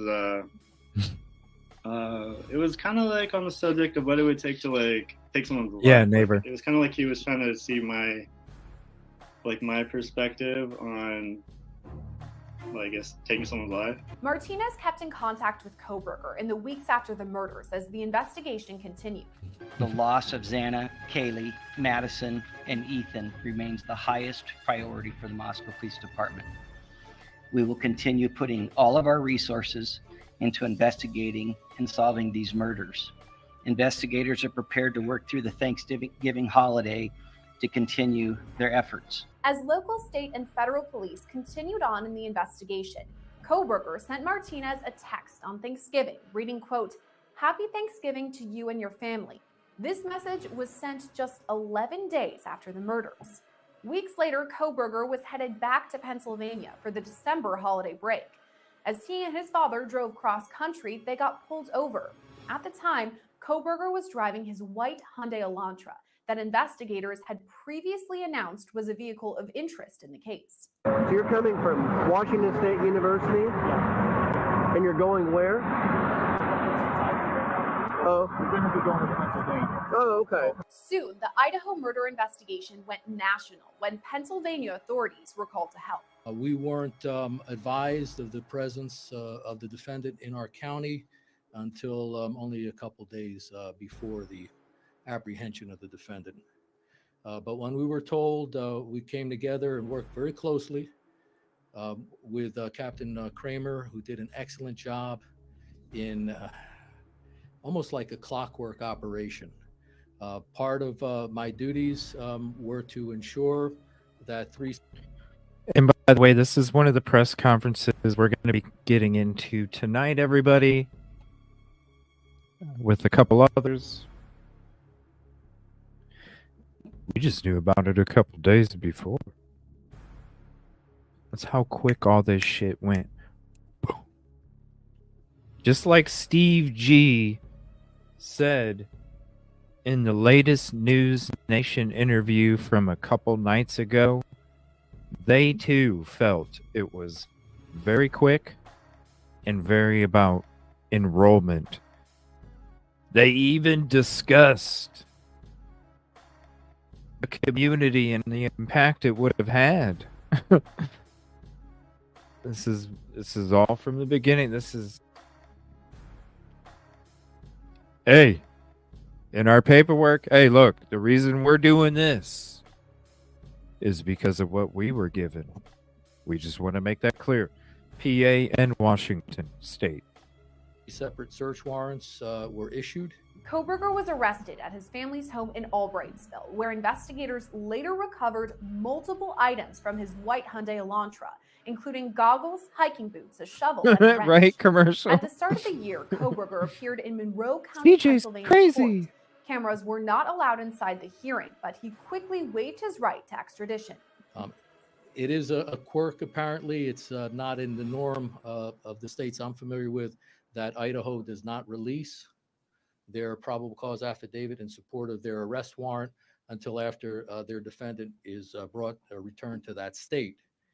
But having read those documents and the sealed affidavits of probable cause, Of course. I definitely believe that one of the main reasons the defendant chose to waive extradition and hurry his return back to Idaho was the need to know what was in those documents. The court documents were later unsealed, showing surviving roommate.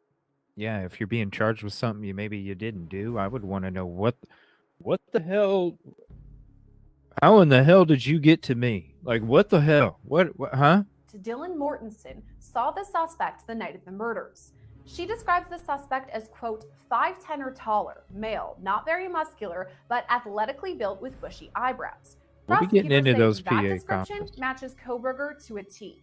And the Count walk- 2 alleges that you committed the felony offense of murder in the first degree. It alleges that the defendant. Okay, and we already showed this before. And we'll be getting into the press conferences from PA and from Washington. We'll be covering those tonight. We'll be checking those out. So I want to say thank you, everybody, for hanging out. I appreciate you. I'll be putting a notification out here for this evening.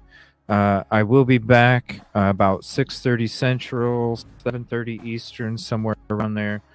We're going to have a lot of stuff to go over. So definitely come back and hang out. And I'll be back tomorrow morning and tomorrow night again.